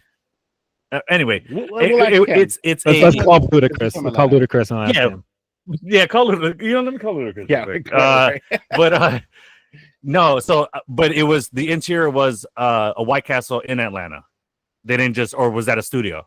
It was completely soundstage. There was a lot of soundstage. Yeah. I was wondering. That makes sense because it had the robotic arm. Yeah. I'm White Castle's not working with robotic arms. Are you fucking kidding me? Actually, this day and age, with AI taking over, I'm pretty sure jobs are going to be if that's the first job to go, I promise you, when we start using machines for everything, fast food workers they're the first ones out. Oh, absolutely. That's cool. But they already eliminated cashiers, but they have basically those stands. They're one step away. Anything else? Another cool little fact or something cool so- that I know you actually talked to Dominique Thorne, right? Or you know of her? Dominique. I know of her. Yeah. Dominique. Dominique. Sorry, Dominique. Yes, she was lovely. Nice. I can't say I had a lot of interactions with her because I was there so far in advance, and the main cast they didn't bring in till later on. Okay. I was really hoping to run into Alden because I've worked with him before on Cocaine Bear, and I was waiting for the day I saw his name on the call sheet, and I think they did all of his stuff in Atlanta, which is sad. And he played. Remind me who was his character? I don't remember his role in this, but he was originally he was Solo in the movie the Han Solo movie. Oh, Stain. Ezekiel. Oh, that's who he was in the show.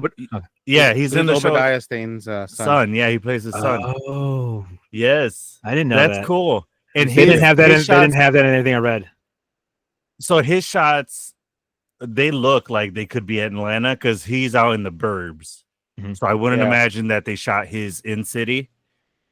We actually know. So you've seen the first episode. You know she crash lands in Chicago and she's walking with her gear. Yeah, they do quick shots. One was what is it? Brown Sugar Bakery down 75th in Chatham. So that's where I work. I work at a non-for-profit over in Chatham, and I do a lot of work with Brown Sugar Bakery, Lim's Bakery, Maeve's Deli, Sims Cleaners, and it's all right there on 79, like a block off of King Drive. I'm sorry, 75th. So how much of it was filmed in Chatham? Just that scene? I think just that scene, if I recall. I'm trying to think. They filmed Wabash, Chatham. They filmed in Stony quite a bit. That's where her home was, right? Over in Stony. Yeah, her apartment was in Stony, but it was all exterior. Okay. That was a B team. We just went out. Yeah, that was part of that unit. We just went out there. We basically filmed some exteriors, and I think they did they filmed in Stony. That was all exterior. I believe it was about a 6-7 hour shoot, really early in the morning, and basically we got all the scenes we needed within one day at Stony. Nice. And then everything interior was done at Trilith Studios, which was where Disney, Marvel do all of their big productions at Trilith. Okay, that's cool.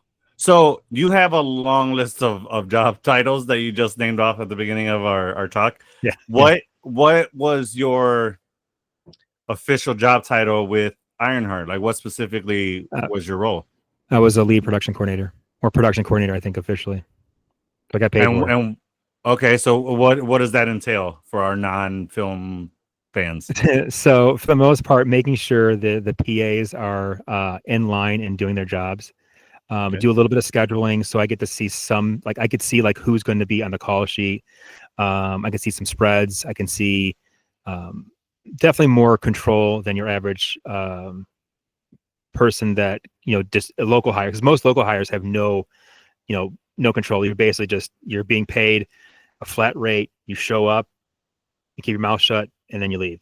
I would say most productions that come to Chicago, or in general, that's how they kind of expect things. So with this, it was a little more flexible, a little more loose, because we shot this during basically the 2021, so everything was still fresh with the pandemic and all that. Mm-hmm. Okay, that's pretty cool. All right, that's awesome to hear. Any other cool stories from set?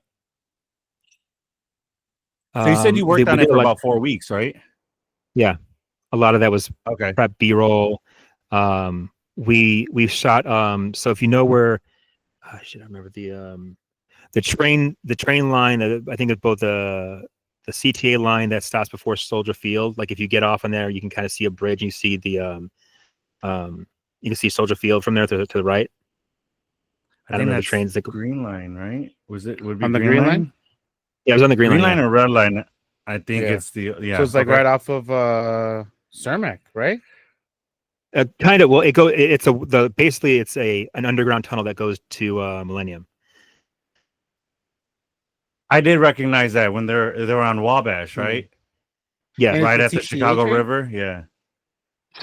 So that's where they had that was their base camp when we did all the drone work. So when we're doing drone work for that entrance scene when she's coming in Chicago, Most Yeah. everything Yeah. we did, we filmed in the fall and spring. Okay. So that's Okay. why you're gonna see a lot of leaves. And then when the Georgia stuff happens, they're shooting usually during the summer. Okay. That's cool. Got it. All right. Okay. Any Let me questions see. for him, I'm Kiki? trying to think. They turned the south side into a place called Sweet Auburn. They turn. Oh, okay. Yeah, so they made a lot of exterior shots that they had to do pickups, like the garage. That was the one they did in Sweet Auburn, in Georgia. Yeah. I was there when they did Stan's Donuts. That was sweet. That was kind of a special moment. They turned Stan's Donuts, Nice. like they cut it in half and turned it into, I think it was It's Stan a Donuts? candy shop. Yeah, candy It's, shop. There you go. That's it. yeah, I was Oh, gonna say. You're I talking about Zelma's yes. place? Yeah. Okay. So I didn't. So they turned half of Stan's Donuts into that. Yeah, That's pretty yeah. cool. Is that the Stan's? That's not the one on State, right? No, you said that's in Atlanta, right? Stan's Donuts. No, that was off of Damon. That's here. Oh, off of Damon. Yeah. Damon and like in by Wicker Park area? Yeah. Exactly. Oh, okay. shit. That And they makes shot sense something. because They shot something in Wicker Park. I just can't remember what part it was though. well, so I was gonna say the whole heist thing, because it said like Humboldt something, on the On Humble Parker's- Cleaners, right, or something like Yeah. that. Yeah. So I was that like a nod to like Humboldt Park or anything? I saw it as that. That's what I saw. There wasn't anything official on that. Also, I will say, because we shot this first, and then they did Wakanda Forever. Mhm. Those that Chicago Bulls thing they took from our set. I was For- gonna ask. They shot Ironheart before Reeves in Yes. Wakanda Forever. Yeah. Mhm. Well, they tried to shoot. Interesting.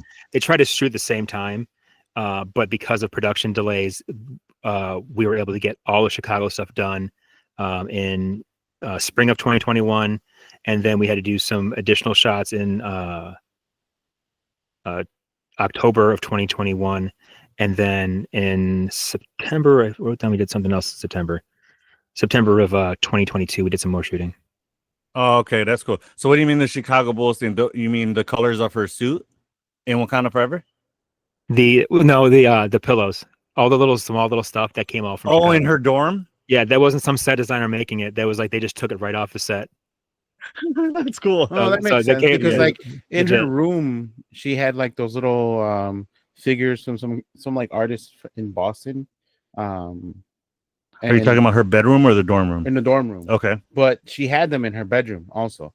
So Yeah. some of these little figurines, so like that kind of checks out. And I that get does what track you're that when she gets kicked out, she has to bring everything back. So it doesn't look like, oh, that's out of place. Why is that there? And it was also there. You know what I mean? saying. Right. So Yeah, that's true. all right. That's cool that you took it from you guys. Was that always the plan? Do you know that she was supposed to be introduced in Wakanda, and then this was? I know this was supposed to come out a long time ago, but Yes, delayed the or plan I whatever. think was supposed to be Wakanda Forever was supposed to come out in November, and then Ironheart was supposed to be that Christmas. So it was always meant to introduce her in Wakanda Forever, and then her And get a then show right afterwards. Yeah, exactly. Mm. Okay, that's interesting. It is interesting because I know because Ironheart, Echo, She-Hulk, and Miss Marvel all take place in this year, 2025. Mm. So timeline-wise, in real time, it came out in the right time, 2025. Okay, But but the MCU is past 2025, correct? Is it not into 2027 now? yes, Okay, correct. okay, Yeah. that's interesting. Okay, cool. That's cool. All right, that's really cool, man. Anything else? The last one I wanted to touch on because it was one of my favorite parts was we filmed in East Wacker Drive, and I think Okay. it's in the first episode if I remember correctly. Yeah, So I got goosebumps because that's when I hang out there all the time. yeah. When I was there, I was like, "It's like you motherfuckers know they filmed The Dark Knight here. Yeah, They dude. filmed The Dark Knight." Anyone who wasn't a local was like, "Fucking Dark Knight." Hell yeah, man. Hell yeah. And that's whole the time. scene where the two guys are watching her fly in, right? Yes, indeed. Yeah. Yeah. they're I like- said they're doing- Wabash they're like earlier, a but deal. I meant to say Whacker. Wacker. Yeah. Yeah. That's cool. So how long was shooting on Wacker? That was they shot that for I think we got there. It's funny because I posted something on an Instagram at 3:00 in the morning. I was like, "Yep, I'm gonna hang out at Lower Wacker Drive at 3:00 in the morning. Wish me luck." and I got a bunch of people like, oh, what's going on? What's going on? Don't get killed and all this. Yeah, And I was like, it was so much fun. There was no one out. There's nobody there. Nobody. It was completely.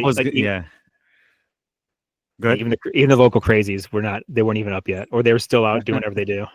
Yeah, dude. Yeah, because I don't know how about downtown in other cities, but we have a big homeless population that's centered around downtown. Like that's where and it's sadly growing. Yeah. Like I mean, we're not like San Francisco style, but is San Francisco heavy in the homeless population, yeah, right? Or what are we supposed to call now? Unhoused? I don't know. Whatever. Yeah, that I'm not sure on San Francisco. I've been there a few times. I love it, but yeah, San Francisco has a huge population. And it's a gorgeous city, though. It is. I don't think they're complaining. They don't. Some of them find it cheaper to just some of them have jobs and they just are homeless. Yeah, it's just cost of living is so damn high there. In Cali, you know what? If you were to tell me like name two places with a big homeless population, I'm going Cali and New York. You know what I mean? Just because I know the cost of living there is insane. Yeah. I would guess Hawaii. Oh. Hawaii? Yeah, we just go out there and like, you know what, fuck it, I'll just stay on the beach. Yeah, dude, Hawaii is crazy expensive. Really? My mother, which I didn't think about, but my mother-in-law and my wife love watching those like home shows, and one of them is a Hawaii-based home like house flipping show. Mm-hmm. Dude, for like a 1 bedroom, you could buy a house here in Chicago that's like a 4-bedroom. It's insane out there. Nuts. Yeah. I had no idea. Yeah. So that's cool. So you would say your fondest memory of shooting would be Wacker? Yeah, Lower Wacker Drive. It was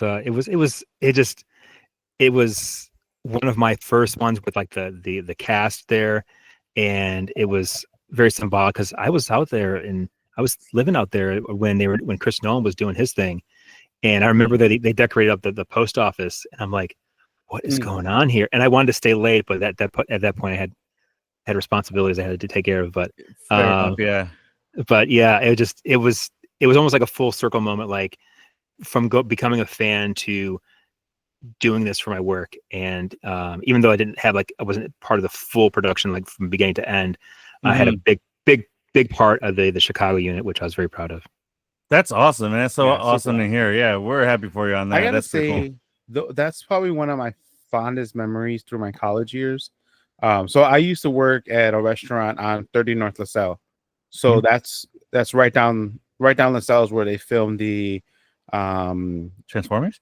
No, the Dark Knight movie for when he goes underneath, and he like the Joker scene. Yeah. Okay. So I never got to see the Joker, but I did get to see when what's his name Commissioner Gordon comes out of the truck. Okay. And then I saw them. We waited like 6 hours. I swear to God, if you're about to tell me you saw the bat suit, I'm gonna punch you. No. Oh, okay. I only saw when they flipped the trailer. When they blew it up. So the trailer was there.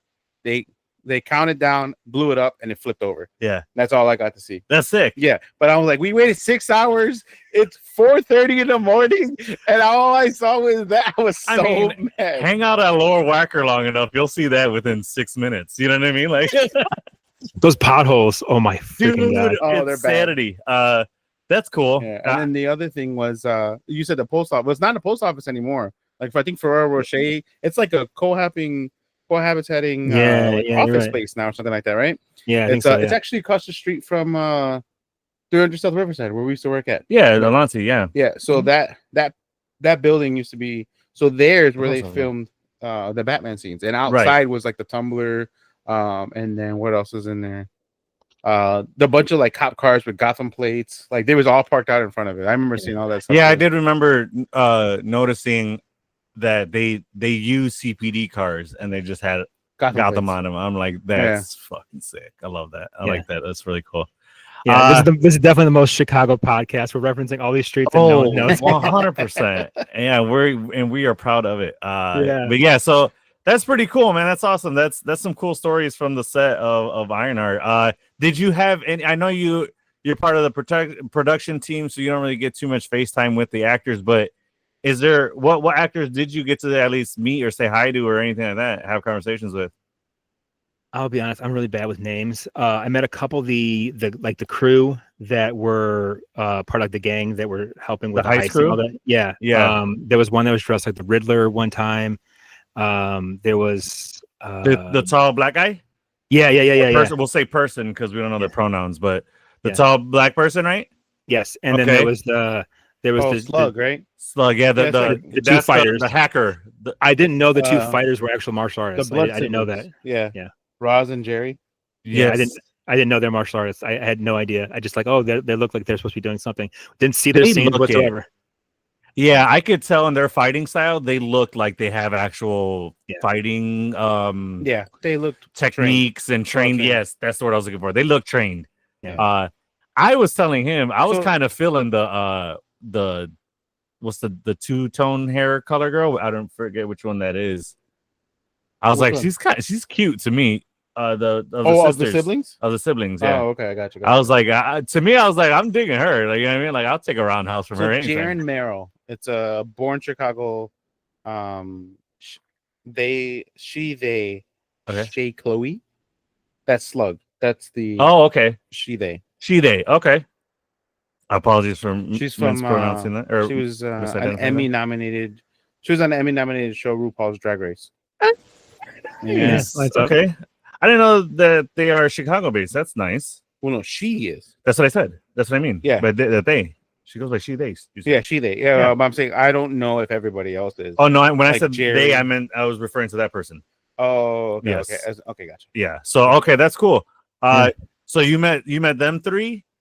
Did Them you meet three. our boy, what's our guy name? I always forget his name.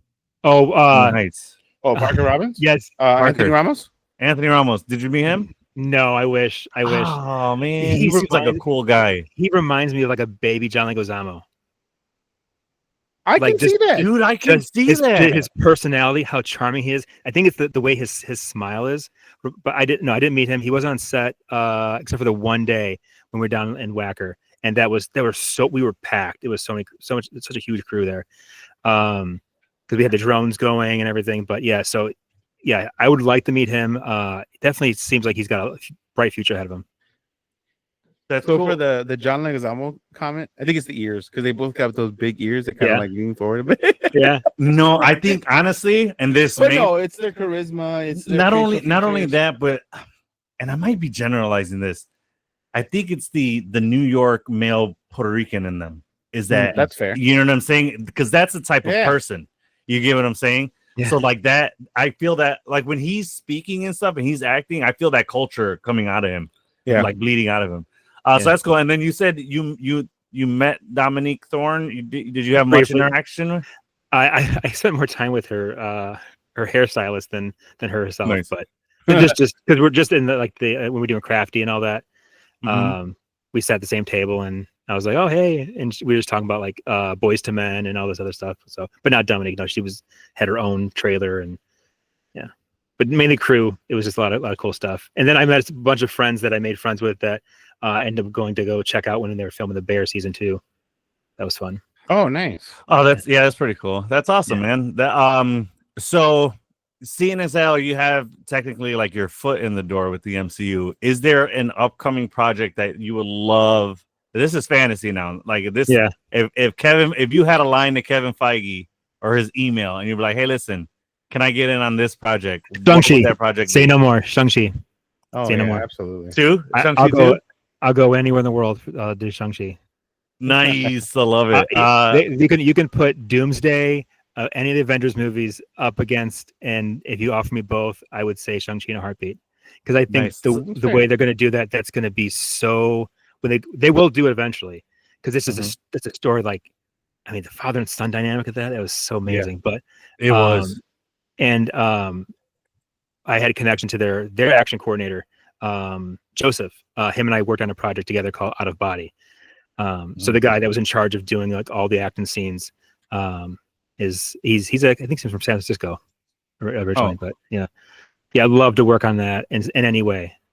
That's cool, man. That's cool. Well, I mean, I guess you don't know this, but if they bring him on for Shang-Chi 2, dude, you have kind of an in. Yeah, Like I will pay you to hire me. yeah. pay you to hire me. Yeah, Yeah. okay, I would give you half my check. That almost backfired during the last strike. I was in line to do Mortal Kombat 2 and to work with Joe Talsum's team, and that fell up. Well, I got the offer from Simon, the director, saying that can you be out there this week? I believe it was like in March or April, and I'm looking at it and I'm like, a lot of my friends are saying the writers are going on strike. This is going to be a thing. It's like, this is the year the actors, they're going to go after AI.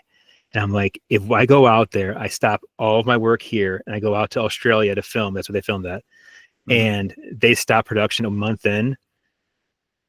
I'll get maybe one paycheck and then I'll have to come back and start from scratch. I was like, I can't do it. So I had to say no. It just killed me. Risk, yeah. It's too much of a gamble. We got to pay bills and all that. Yeah. Yeah. I've had a lot of that. That was the biggest one. Mortal Kombat 2? Oh my god. Yeah. That's unfortunate. Yeah, it would have been so with the the strike actual anyway, action too. Yeah, the strike and that led to a lot of different things too. That I think the business has changed drastically since then. We're still trying to see what how it shakes out, but yeah. All right. Well, that's pretty cool. Well, I mean, thanks for all those insider things. That was really fun to hear. Yeah. So again, thank you for coming on. Thank you for your support. We greatly appreciate it. And you will forever be our first ever fan guest. So you hold that title and you wear that title proudly. But last but not least, let the people. You have a project coming out that is it safe to say that you were head in charge on that, or? Oh, I'm the head in charge of nothing. No, okay. No, but you were heavily involved in, right? Yes, I lead, I direct. Okay. I let very talented people do amazing things, and I help guide the direction of that. So okay, and capture it. Nice. All right. Well, let the people know about this project, and if you have any details about when and where this will be out. Absolutely. I'm working on a movie called Blade of the Waning Kingdom. We're in post-production now. We shot 95% in Chicago and the Chicago surrounding area. It's a historical drama shot in a very in a style of a Chinese drama, Japanese drama with in kind of a world like Star Wars, to where like if instead of George Lucas, Akira Kurosawa directed Star Wars. So lots of sword action, lots of intense moments of quiet with just really good sound, visual storytelling, drama, romance, and all kinds of things in between, and a corridor fight scene, which was honestly a childhood dream come true to be able to do that the way I wanted to do it. So proud of it, so excited about it. The most amazing cast and crew we have involved with it. Find us we're on Instagram, TikTok, YouTube, Blade of the Waning Kingdom. Also find me on Instagram at Chaz Presley. I'm really passionate about martial arts films, action films, and storytelling. And I think with like Marvel and superhero movies translates to my first superhero was the Monkey King. And then after that became the 1960s Batman, was on reruns when I was, watching shows with my grandma. So that's the kind of storytelling I'm all about and I love.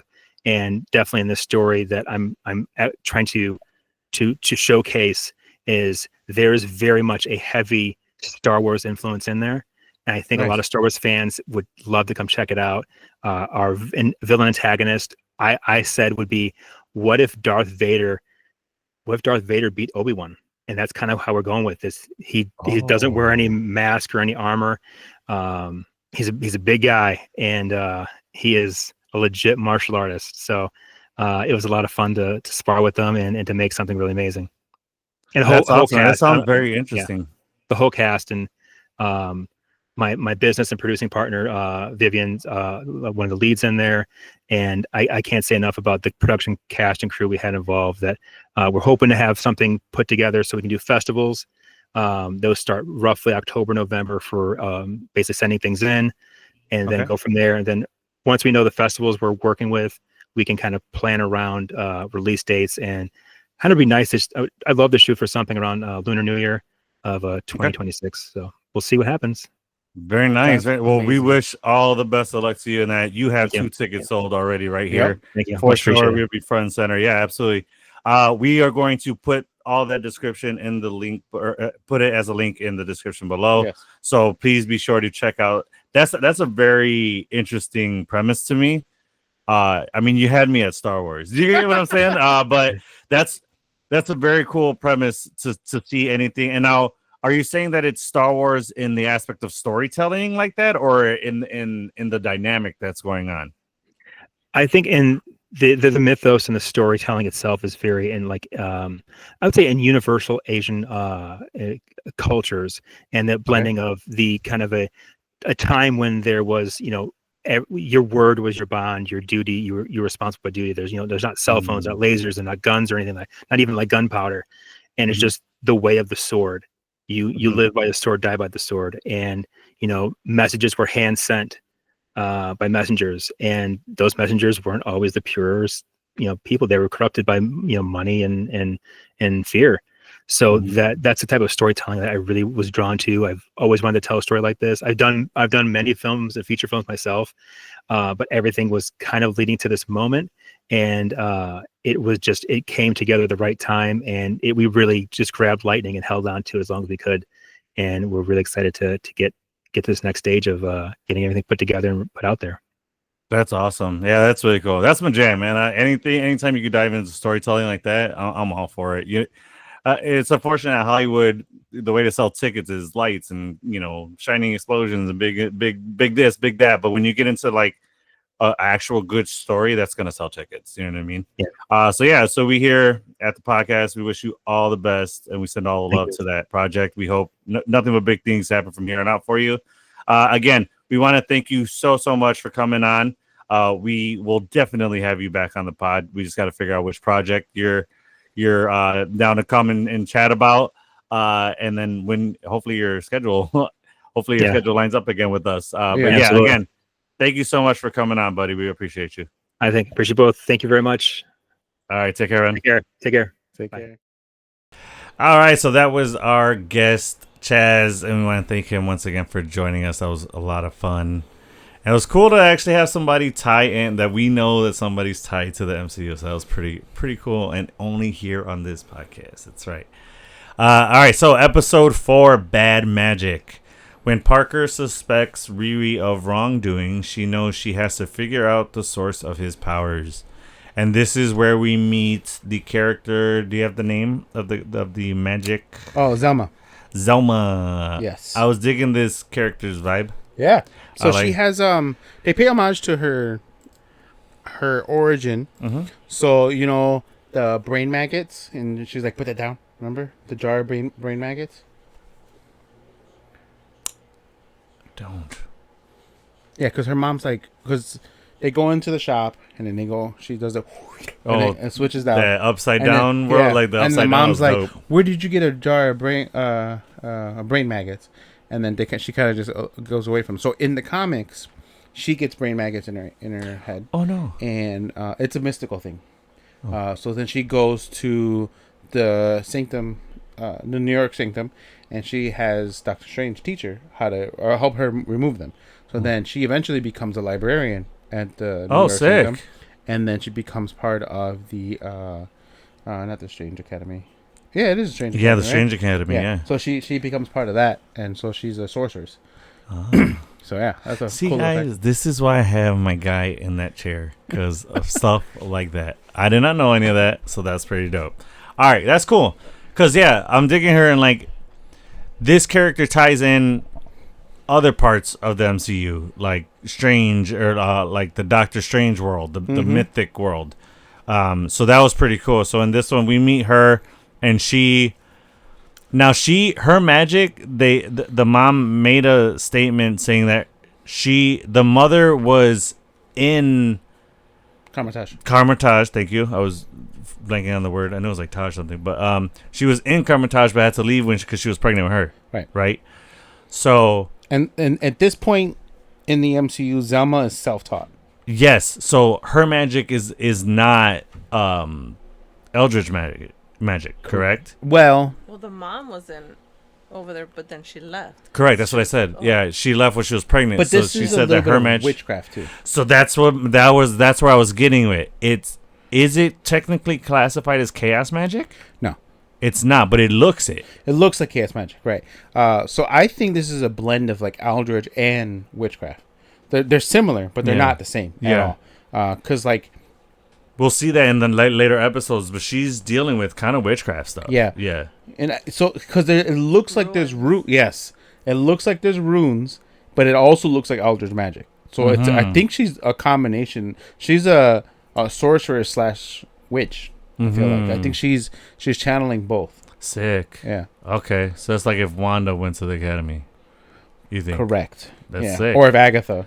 No, I think Wanda's is still too. It's chaos magic that derives from witchcraft. Right. No, I'm saying, but chaos magic is different from witchcraft. It's stronger. Fair point. You know what I mean? So it's more Agatha went to correct to Carmitage. Okay, cool. Yeah. So we see her and she's kind of tying in the mystical side of the MCU to this project, because that was my question. I was like, okay, the Hood is more mystical and she's tech. So like, how was that gonna work? But this was a brilliant tie-in. It was, and it was a pleasant surprise. This works better than Daredevil and she. I'm just kidding. I'm kidding. We're gonna fight, man. We're gonna fight.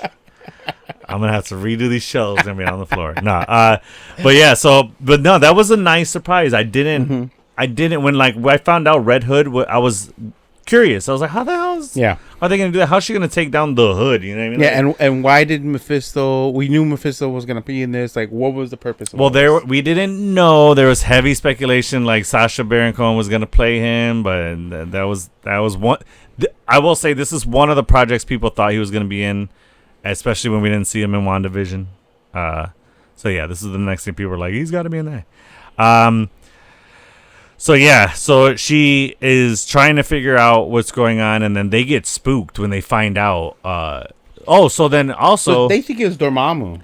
So that's where I was gonna go with.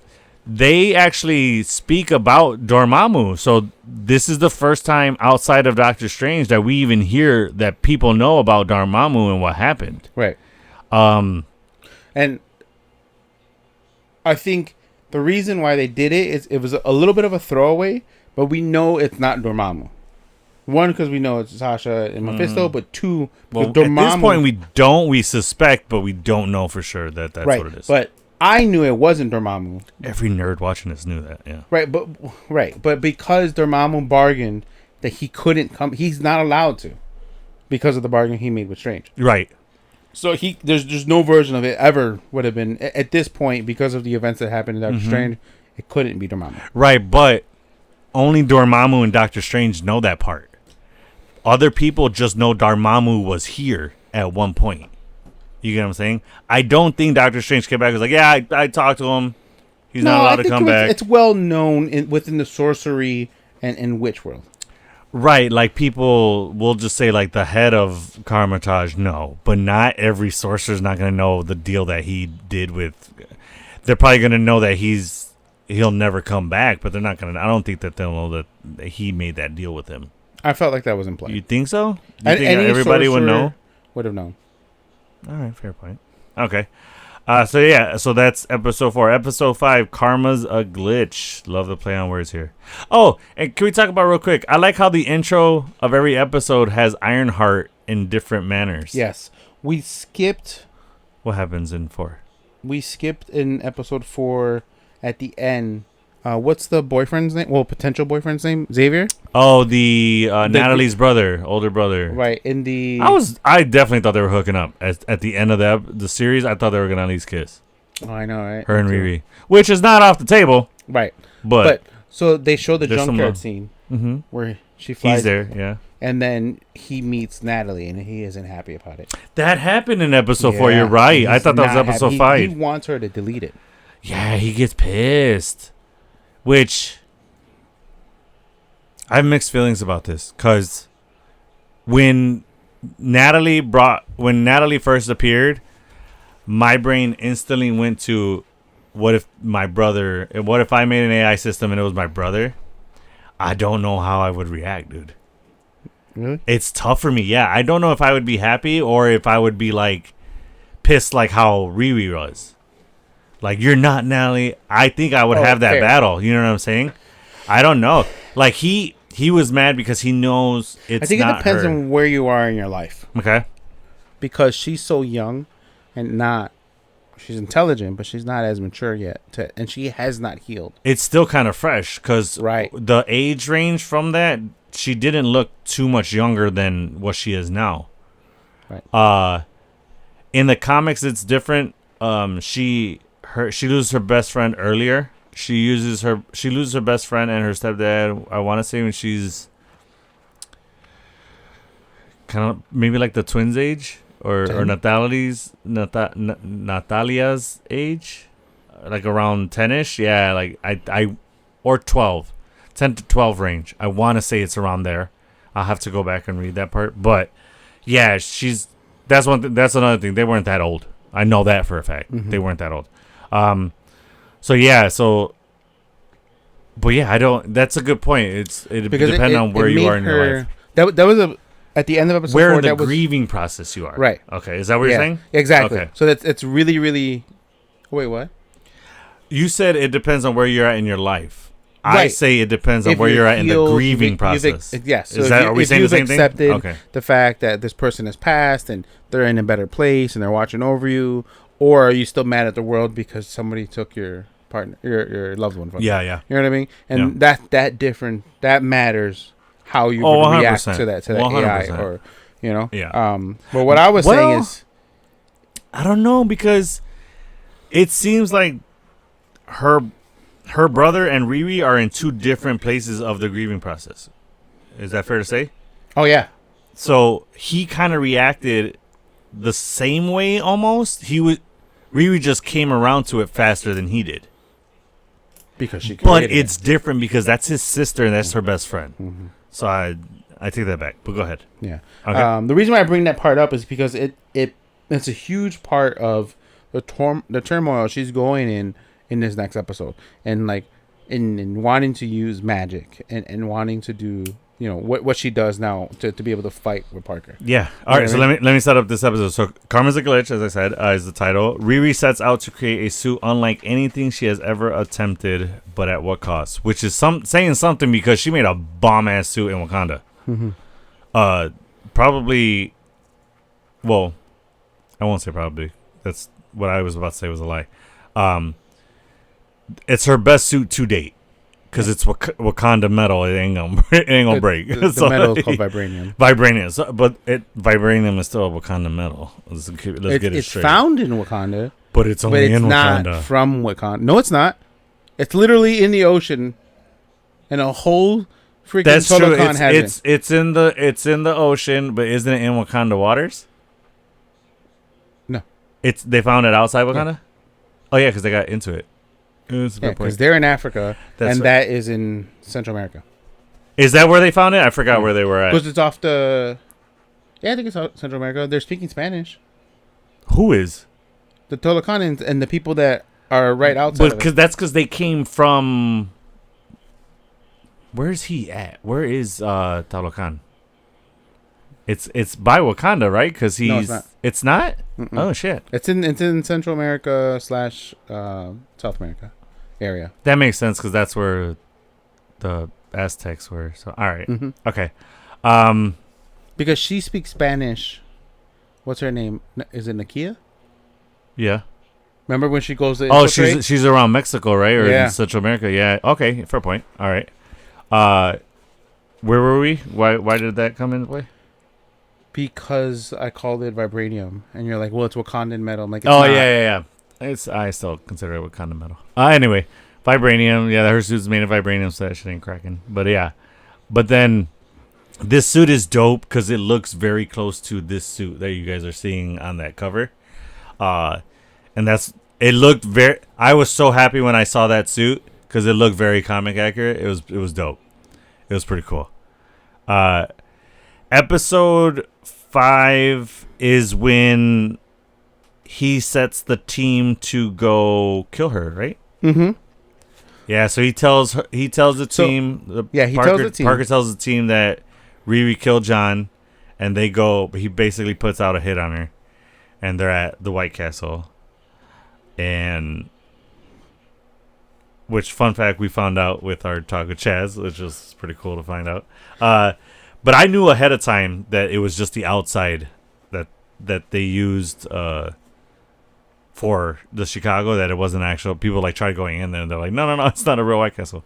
Oh. But so that was cool. So and I kind of felt like, I'm like, in what world is this a White Castle? Because that shit had mechanical arms flipping burgers and stuff. I'm like, that ain't how our White Castles here look. No, like that's an MCU White Castle for sure.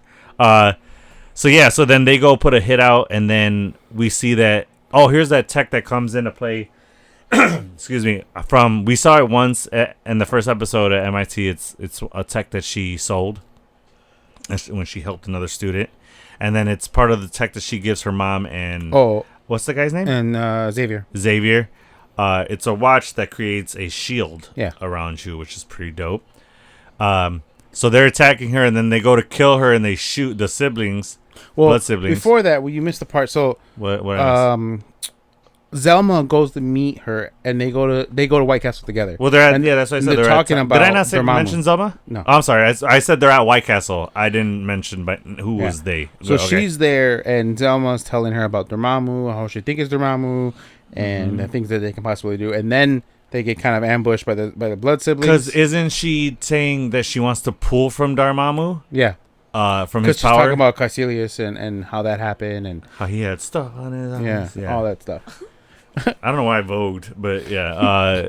So that was an important conversation to have. Because that puts into Riri's mind who she thinks she's dealing with. Right. With the hood. And now she realizes that she needs to use magic and tech to take out Parker. Yeah. So then she used to fight magic with magic, she says. Right. Yeah. So the blood twins or the blood siblings show up, and then it's almost like, should I leave?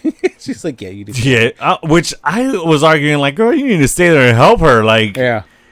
I would have. See, that's the one thing with this series where I was like, nah, I think that would have been a better scene.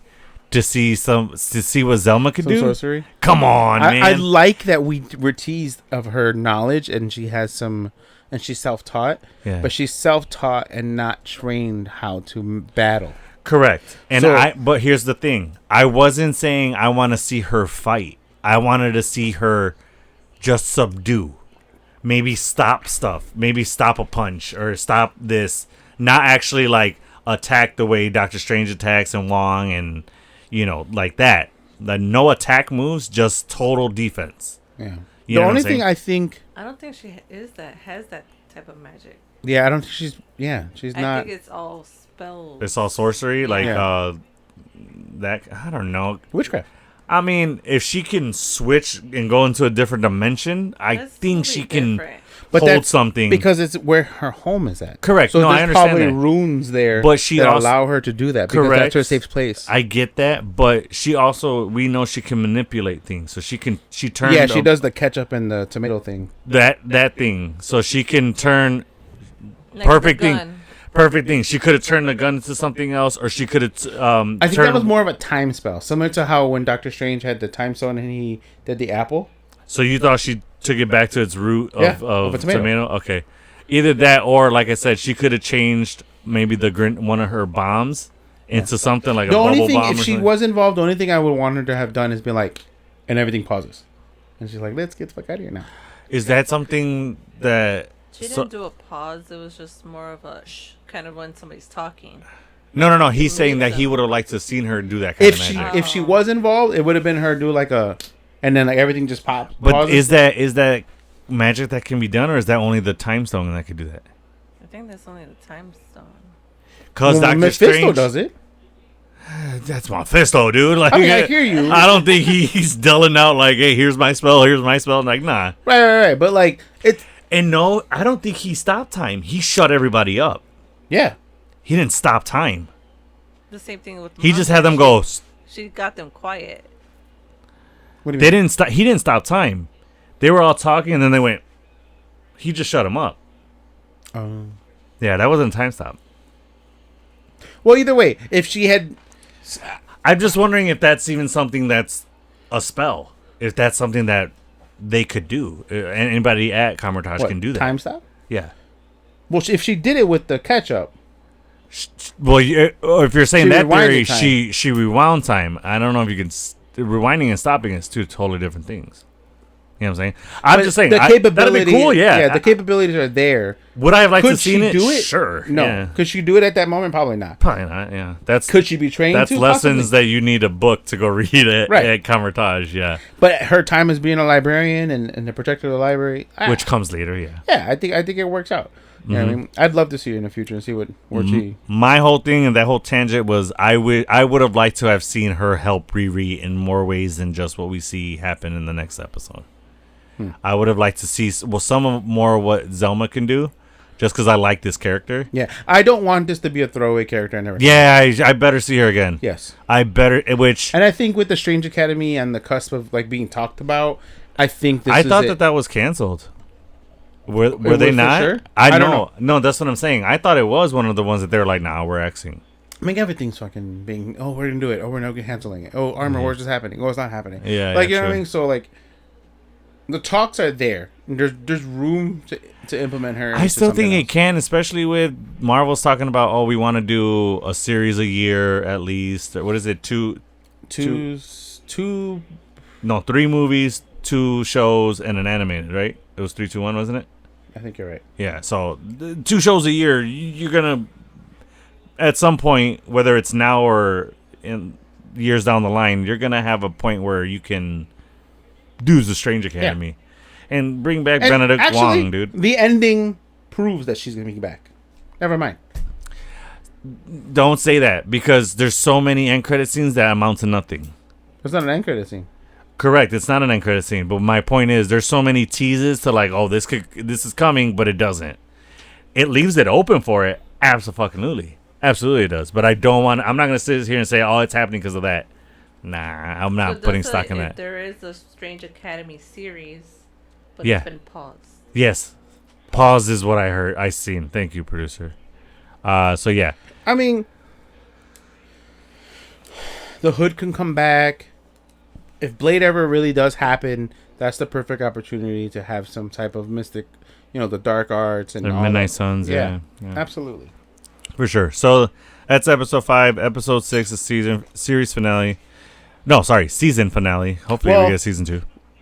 We see Anything Mephisto. Oh, we do. This is the flashback episode, right? That we see of how Parker makes the deal with him. how he gets the hood, right? Past Yeah. is the past. Yeah. So we see Sasha, which every time I see him, I just wanted to hear him as Borat. Like, hey, come inside the door. Like, I just do his Borat voice. This is my hood. Oh my goodness. Oh, that would have been funny. Another big thing is we see that Zeke is actually controlled by Parker. Is that yeah, that's episode right. 5. Well, we saw that when we kind of totally skipped over Ezekiel. He goes to jail because Riri gets knocked off in the fight. Her biomesh with the laser gets knocked off and stays at that Which facility. he specifically said that this better not track back Yeah. to him. And it When all right, when I tell you the second that dude finished that sentence, I'm like, bro, you just wrote it in the book. You just talked it. What it was? Spoke it into existence. Thank you. That's the Absolutely. phrase. You literally just spoke that into existence. You getting caught. Him being her leaving that behind. I'm like, yep, right there. I saw that coming.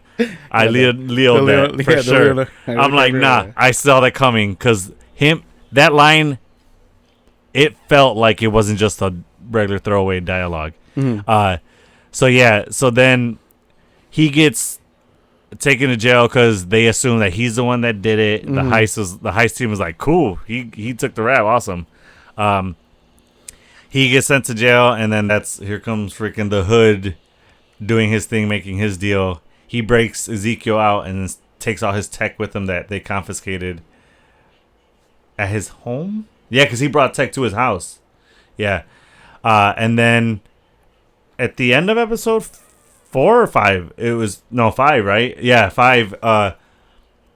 We see Ezekiel going into this like MRI looking machine. No, it happens. Episode It happens 5. during this episode. Yeah, episode in the 5. middle of it, not at the end. because he No, fights. did I Riri. say the end? I said in this episode. In this episode, yeah. So Episode 5, he goes into his MRI machine and then he Slug. basically, yeah. Go ahead. He basically creates with his comic version of it. His comic version it was like more exterior, but it's I was like gonna ask if this was a comic character or not. Yeah. Okay. So like he has this biomech suit over him where he's like it's basically Iron Man's suit, but it's his flesh. But like it's like skin, the second skin over him. Versus this one is built into his flesh, kind of resembling, not resembling, but like isk of the like bleeding edge armor. You know what I mean? The like symbiote version of it. I saw it more as like an adamantium tech. Is like instead of adamantium metal, it was tech put into you. Fair. I see. That's how I seen it. Bleeding edge makes more sense. That was more. Adamantium is your bone structure. Correct. Versus this is Yeah, I get surface. that, but that's where my brain went, was like, oh, okay, it's like instead of having adamantium in you, it's tech in you. Yeah. Like that's how I saw it. All right, cool. That was actually, I'm glad you brought that up, because that was going to be a question of mine. I was like, is this a comic character? It feels like it. But because all right, so he gets that, but in doing that, while he's on the bed of the machine, we see Slug on the computer. They erases Ezekiel's name from like the administrator and puts in Parker's name. And right there I was like, whoa, he's gonna be fucking puppet master. Puppet, yeah. I saw that. I was like, yeah, that's coming into play later. And I like how when he's in that like MRI looking thing or whatever, they don't have mirrors in the pizza shop, so he grabs a pizza cutter to look at his reflection. Oh right, yeah. I'm like, what the fuck? Yeah, that was funny. I was like, is that a pizza cutter? That's a pizza cutter. Yeah, Okay. was it? I thought it was a spatula. No, you're right. It was a It's a pizza pizza cutter. cutter, Yeah, yeah. you're right. Yeah, because he's looking at his haircut. Right, he shaves his head. So then, that said 7 that comes into play later. Yeah. So then he shows up in the fight when they're trying to take out Riri. yeah, so episodes. Still episode 5. Episode 5. You're right. Yeah. So he steps in after Natalie takes the suit and saves Riri from Slug. Yeah, because Slug He's driving that like truck. right, but Slug. So About to run after her over. after that kind of like meeting that went south with her brother, the AI is like, "Yo, I'm out," and then she takes a suit and dips, and then we see her watching old playback of Riri's memories, basically. Right. And then Slug shoots like this magnetic arm kind of situation and puts it in the back of like a moving truck. So Slug's on the iron suit, and then that's where the rest of the crew go to meet or to go get Riri, to go kill Riri. And then the suit, which was cool to see the suit go through like the different tech or weapons that it had, like the Rolodex. That was pretty cool to see. So the suit breaks free from the magnet and then goes and comes to Riri's aid, which she kind of gets out on her own. But then, Slug meets up and tries to run her down, which the whole time, and like it's so theatrics, but like the whole time she's running, I'm like, girl, go on the sidewalk. What are you doing? Yeah. Go through Why the are you cars. running in the bike lane? Like, what are you doing? Just get off where the car can't get you. What are you doing? You're smarter than that. Yeah. Which I was going to say before, a big thing with geniuses, like they're geniuses, but they could be so dumb when it comes to other things. And Be that's careful how you say that, but I don't it's necessarily agree. geniuses when it comes to book like smart and common they're street sense smart. are dumb as fuck when it comes to like common I don't sense think that style applies. I agree, but I don't think it applies to Dominique or not Dominique to Riri? To Riri. Well, yes and no. I'm not saying she's dumb in the decision makes, but she's not using her genius intellect in certain situations and like decision making. She's a genius and a brainiac when it comes to like tech and where she can map out things and build and engineering that. So she's a not genius quick there. Thinking. Yeah, but no, I say she is quick thinking because like that's how she got away from the heist crew, and how she I feel like that was And she more of a seems to be panic. like, what? I feel like that was more of a panic. yeah, but she Kind of, she but was that's the quick quick thinking, like thinking in the out kitchen and all the shit she used. That's to what I'm knock them saying. out, Like she used that little like rocket basically RPG kind of like Yeah, it was a CO2 container probably. Yeah, which again, where is that in The soda machines. the soda machines? They do connects to the They do use CO2 canister. Yeah. All right. That tracks. So yeah. So then she's running along on the street. Right. And then. But it was set up that way so that. Right, and that's why I say I get it for theatrics, Yeah. for what's about to happen. So then the suit goes behind her, opens up, puts her in. She turns around, and this is dope. She anchored the feet. I don't know if you saw it. Yeah. Anchors into the street, and then she just Hulk fucking punched the hood, and then the car went over, and then Riri's like, boom. Gave the middle finger to like, I was like, that's my girl, Riri. You do That's that such thing. a Chicago thing. Hell yeah, that's Hell yeah. well, I would say that's a young African American woman thing because she's just like, No, it's a Chicago everybody thing. does it. yeah, That's a you think Chicago a thing. Chicago thing Yeah. specifically? All right, Yeah. fair enough. With the road rage and someone like cuts you off, like, Yeah. okay, yeah. Yeah, because when the car went over, I would have been like, suck it. No, I'm just kidding. That's too That much to do just in the gives his suit. age, yeah. Yeah, hell yeah. I'm proud of that. So then she basically takes out the team, and then here comes, she thinks she's about to get away with it, and then That's when Zeke pops up. Zeke comes in, or she has a talk with her AI, Natalie, and is like, yo, I needed you, where were you at? And she goes, I needed to lack of a better word, breathe and take a breath, and I didn't expect his answer, and blah blah blah. So then they get in the suit. What AI needs a breather? Right. Like, Which what? it kind of plays. Yeah, that was funny because like it's kind of like why does Grievous cough? He's a robot. What are you doing? But his heart. I know he has lungs though. It's Okay. just a joke of like Okay. he's a robot. Why is he coughing? But yeah. So then she's like, you know what? I'm done with this. Like, because they're kind of fighting, and then she's like, I'm going in sleep mode, and then she goes to leave and gets hit with. So the AI goes in sleep mode, and then Riri's like, all right, I just get in the suit. I don't need you, blah, blah.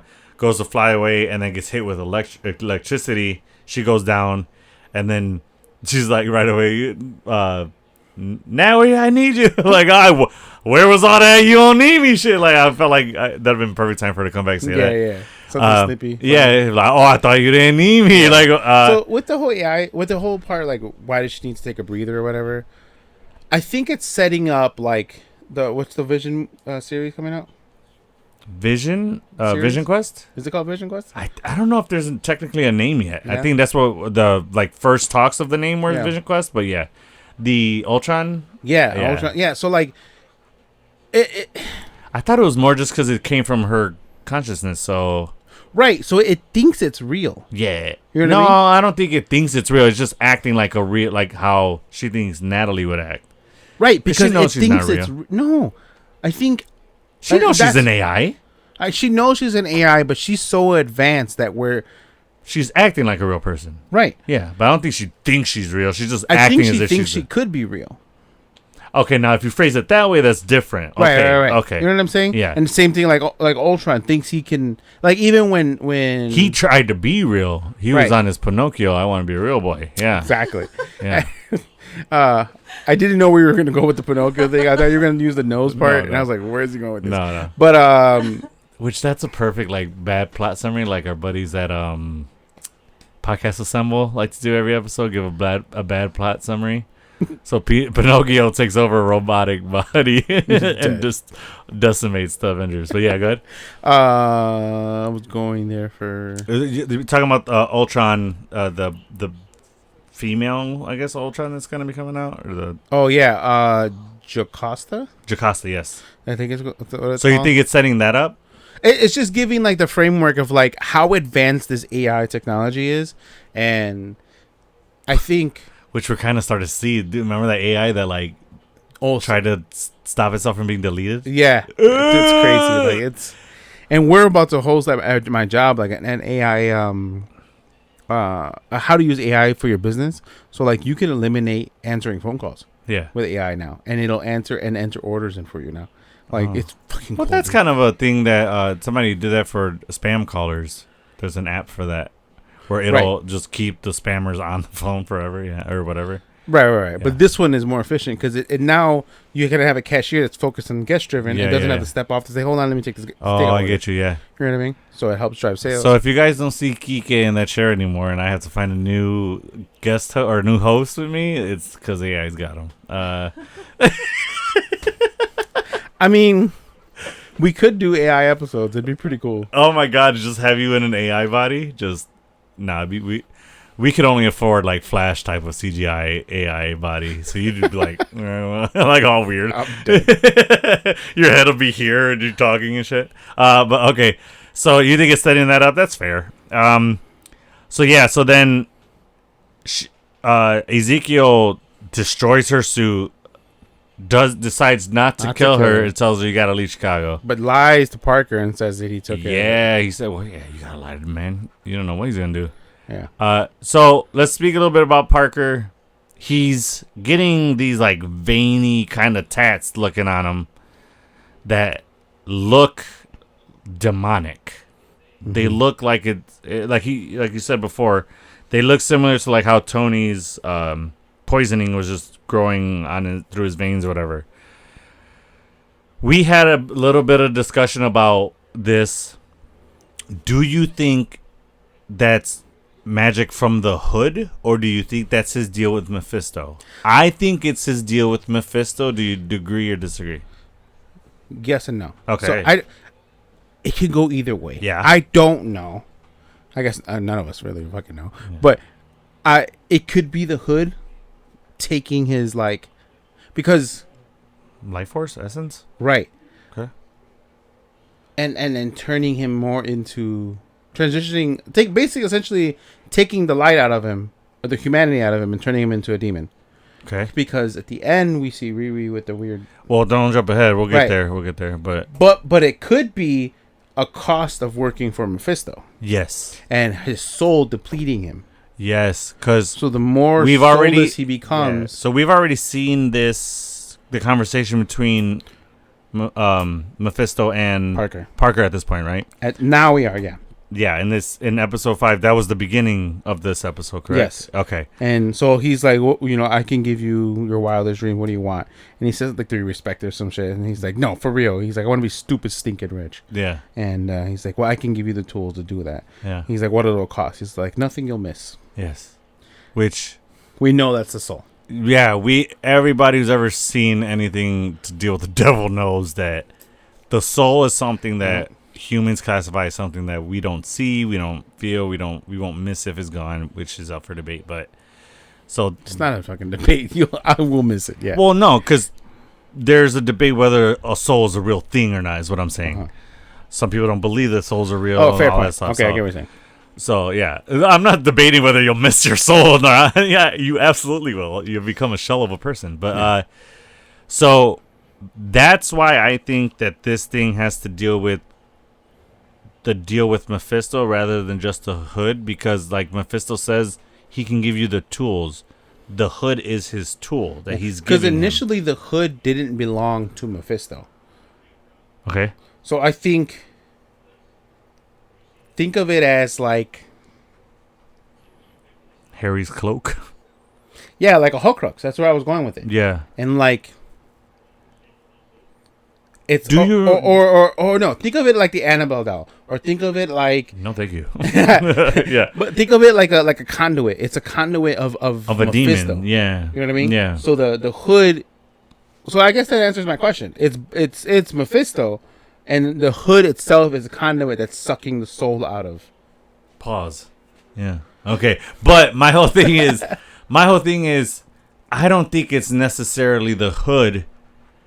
And what if she didn't have those veiny things, right? She only had the Hood on her. But she was covered more to her face. That's right. But I thought that was just for doing battle before she got the Hood. In battle, I thought, because she was trying to. Yeah, I thought that's what that was. But it may have. All right, so she's basically feels like she has. That also is what if versus this is now MCU canon. True, very very true. My whole thing is we could end that conversation if we also saw that person in the Hood having that veins. We'd be like, oh, it's the Hood. Yeah, you know what I'm saying. But so this whole episode is like she goes to her mom. She's like, yo, listen, we get her mom. She finally talks with her mom. Back what I said. It didn't answer my question because there's a point I have to make at the end about Riri. Okay, okay. We'll come back to it. The Hood actually belongs to Cloak and Dagger? No. The guy Cloak? No. No, that's a different thing. That's not different guy. the Or what is cloak. that? The cloak and dagger. That's like the good side of that. Like Yeah. if there's a dark and a light side, that's Vader to Obi-Wan. The cloak and the hood. Two sides of a coin. Yeah, it's like exactly the opposite end of that. So look up the hood as in the character, the villain, and then it'll say what his hood is, who it comes from. I can't remember. I was gonna ask if you did. So the rest of this episode is her talking to her mom, and then her mom takes her back to the garage, and then the AI shows her the memory, a good memory of her and her stepdad. Which shout out to the actor who plays the stepdad. He is a Chicago actor, and he's on Chicago PD. Oh, I didn't know actually that. seen him on the corner of my block when they were filming their episode here. He's a good actor, man. In Chicago PD, he kills it. I'm a fan of his. So, yeah. So the mom, and here's where Riri has a breakthrough in her grief. She talks. What do you got?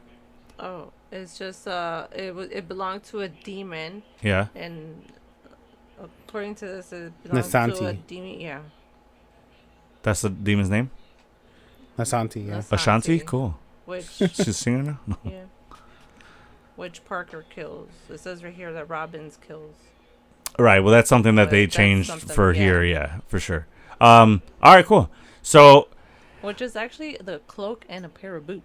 Yeah. yes, it is also boots. Yeah, I know that. They didn't use that in this series. But I think I'm they wondering used it in why. What If, didn't they?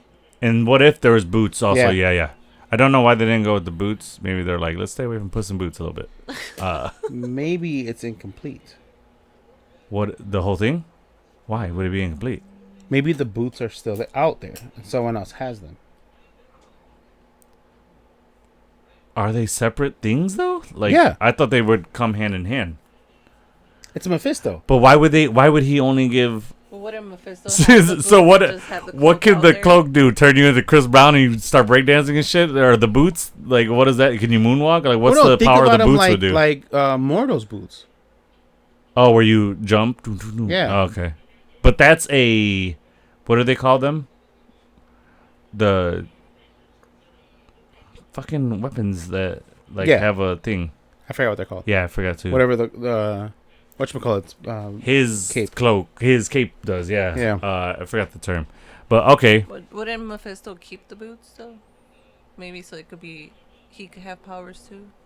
Well, Mephisto has his own Yeah, thing. he has his own powers. Still has his own. Yeah, he don't need something to... But it's that- implied, and he implies because he talks about he makes the line about the Beatles and how he's made.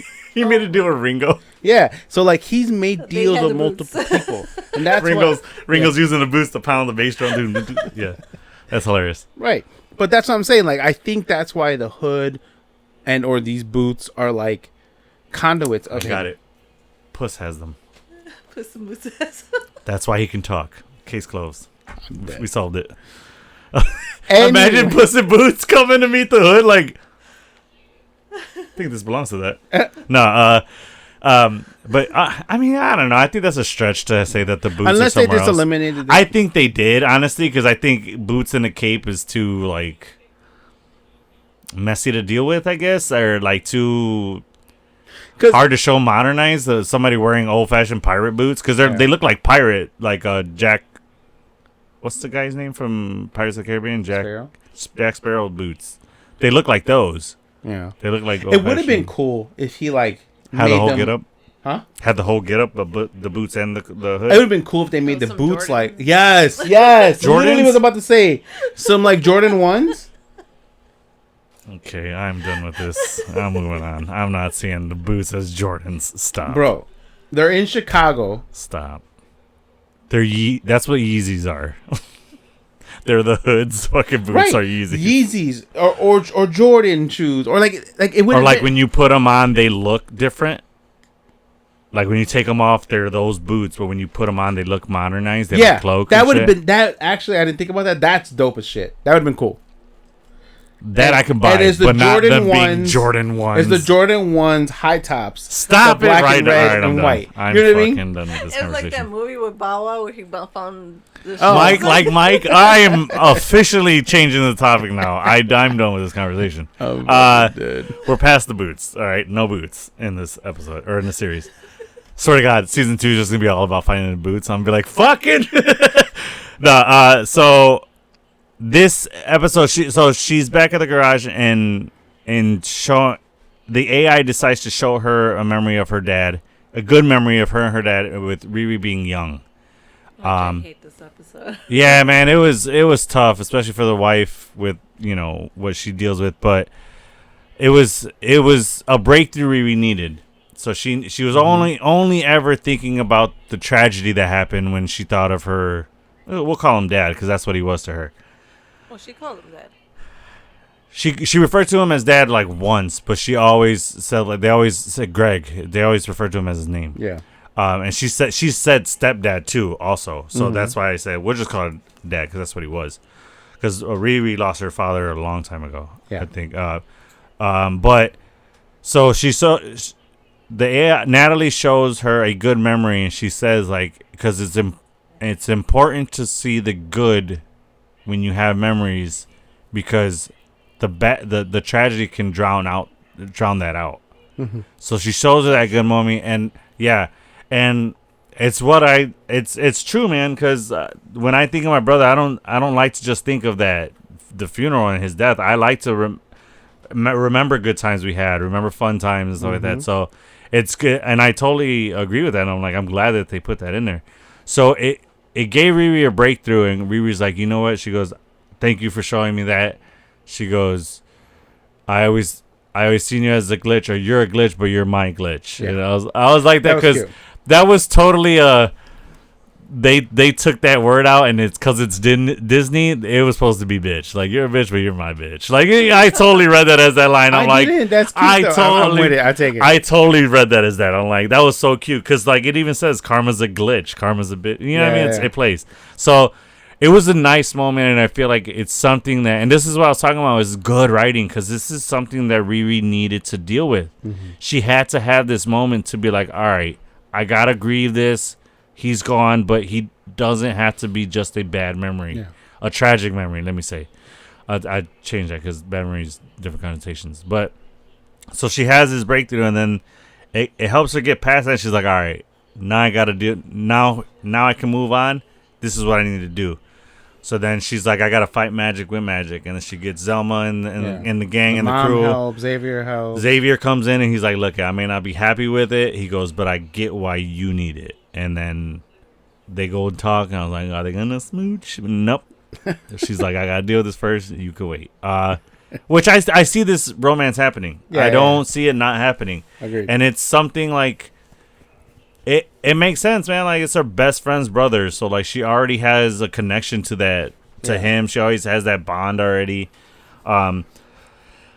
So then so that's episode 5 is them building the suit. Turns out the mom bought the car back. The Barracuda. The Barracuda, sick ass, beautiful car. She buys it back when she sold it. When she's like, I knew you were coming back to town. I bought it back. Dope. Mom coming in clutch. So then she has a really beautiful line where she's like, her dad said that this car is always going to protect her, keep her safe. Yeah. So she uses that car to and that Mach 3. No, 4. It would be 4. Mark, not Mach. Mach is a speed. I know. I keep saying Mark it. I know 4. What it means, yeah. Mark 4. 4. Yes. Which is a fly ass fucking suit. Looks dope. And as hell. we actually see the heart now in the chest. It's more heart. It is more heart shaped and more heart defined. Which I'm kind of bummed that they didn't explain Ironheart, that phrase, or because she doesn't technically call herself Ironheart yet. Yeah.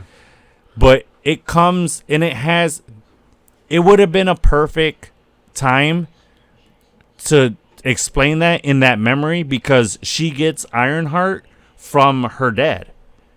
Her dad says, you have a brilliant brain, but don't forget your heart.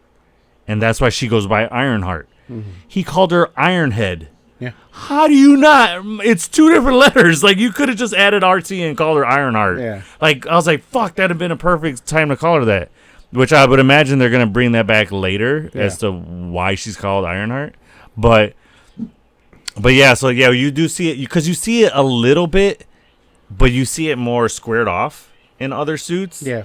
And like more like triangle shaped or wider, I guess you could say. But now it's more hard to find. Yeah. Which I think she did that. She made a note to make it look more like a heart because she used the dad's car or the car that her dad gave her. So then that's episode 5. So episode 6, the past is the past. Riri builds her most powerful suit yet, but she's unsure if it's enough to actually, beat you blended Parker 5 in and the hood. 6, but yeah. Did I? Yeah. 6 is 6 her building the suit? Yeah. You just read the caption. Yeah, I did. The past, It's okay. Oh yeah, we're 5 and 6 right now. We're all in. because the episode 6 is where she shows her the past. Yeah, you're right. I did. Damn it. All right. It's okay. No worries. Yes. So I thought we were talking about 6 already. Yeah. did I already read this? Yeah, I don't think you did. I think I skipped over reading that, and that's why I went to it. Okay.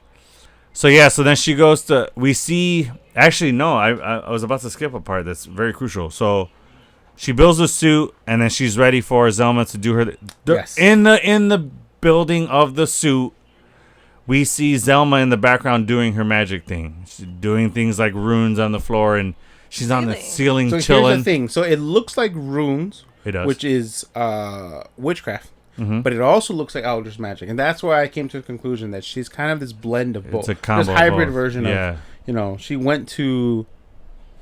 I saw it the same way, like how Riri kind of used Barf Tech, but it's not Barf Tech. Right.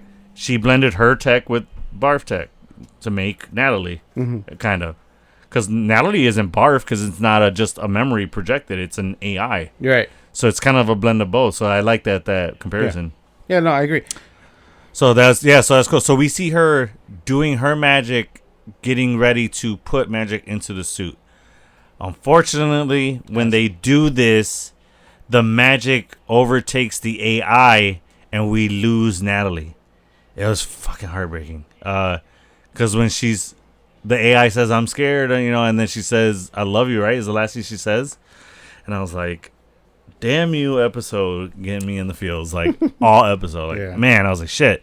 So then she tries to save it, but the AI gets taken out seconds before she gets to save it to tie it to the laptop. Yeah.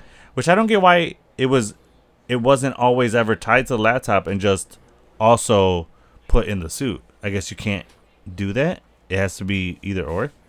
I don't know. We are not tech people here, so so then unfortunately Natalie's gone. The moral of the story is always back up your hard drive. I'm gonna put the more you know right above. I'm gonna go to that. Words of wisdom. Yeah, with PK. No. always back up your hard drive, kids. So yeah, that's a very fucking good one. That's so good. That's so good. That's brilliant.